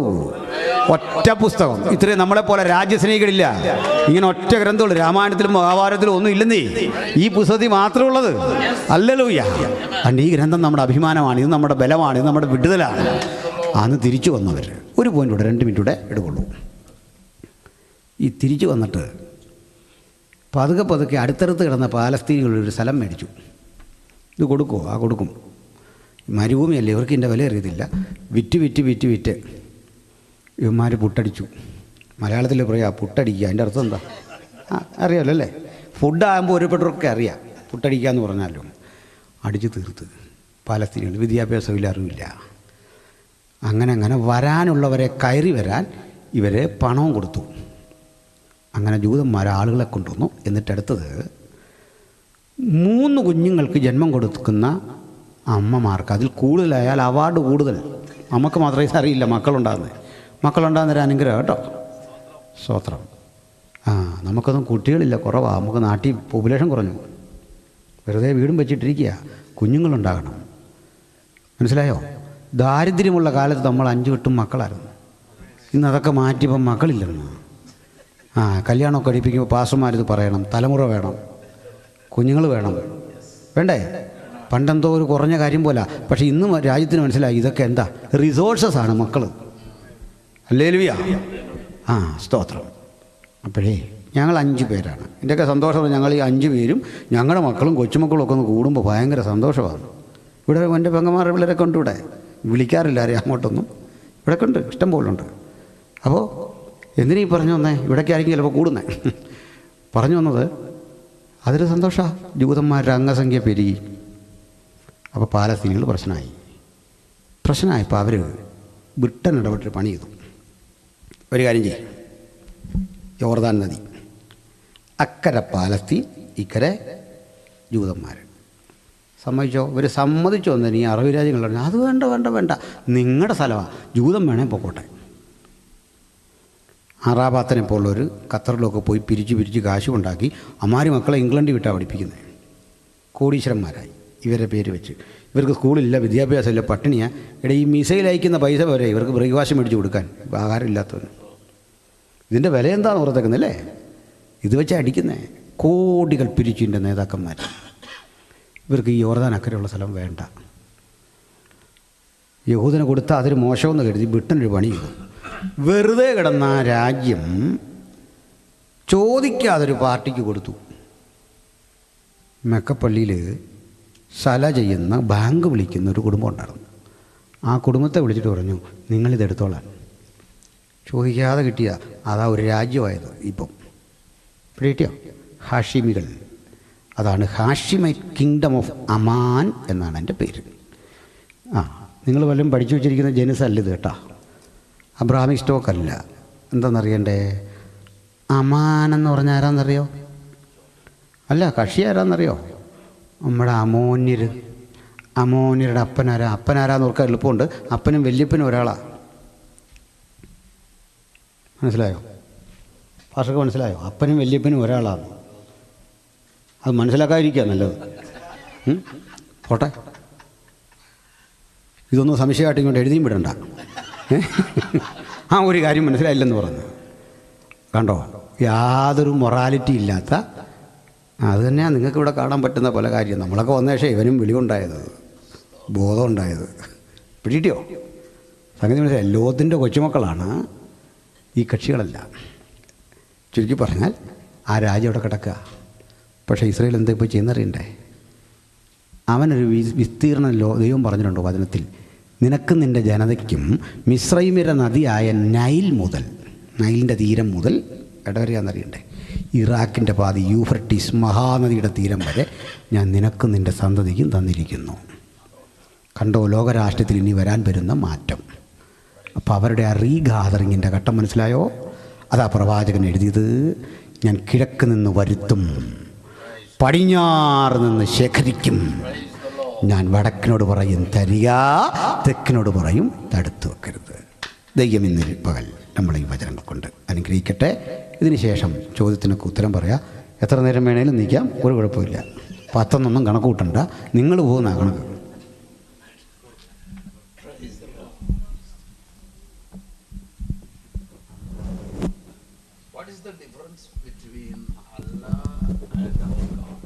ഇല്ലാത്തതുണ്ടാ?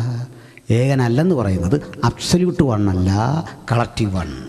കർത്താവാണ് നമ്മളെ ട്രിനിറ്റി പഠിപ്പിച്ചത്. ആ വേർഡ് ബൈബിളിലില്ല, ആശയം പഠിപ്പിച്ച കർത്താവാണ്. മാത്യു 28:19 പറയാണ്, God the Father, God the Son and God the Holy Spirit. അതാണ് ട്രീ യൂണിറ്റി. ബൈബിളിൽ അതിന് സഫിഷ്യൻ്റായ സ്ക്രിപ്റ്റേഴ്സ് ഉണ്ട്. പേഴ്സണലി ചോദിച്ചാൽ ഇനിയും പറയാം, സമയം ഏറെ പോയതുകൊണ്ട് തൽക്കാലം നിർത്തുന്നു. പേഴ്സണലി ചോദിക്കാം, ഒരു കുഴപ്പമില്ല, എപ്പോൾ വേണമെങ്കിലും ചോദിക്കാം. ഇനിയും വേഴ്സസ് ഇതുപോലെ തരാം. പിന്നെയും നമ്പേഴ്സും പ്രോബ്ലം ഓഫ് അരിത്തമാറ്റിക് ഉണ്ട്, പ്രോബ്ലം ഓഫ് ഇൻ്റർ റിലേഷൻസ് ഉണ്ട്. അത് സോൾവ് ചെയ്യാൻ ബുദ്ധിമുട്ടൊന്നുമില്ല.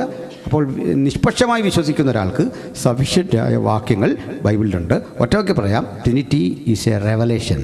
But in Old Testament it was a mystery, for us it is a revelation. Hallelujah, praise the Lord. അപ്പോൾ ദൈവം എല്ലാവരെയും അനുഗ്രഹിക്കുമാറാകട്ടെ. ആമേൻ.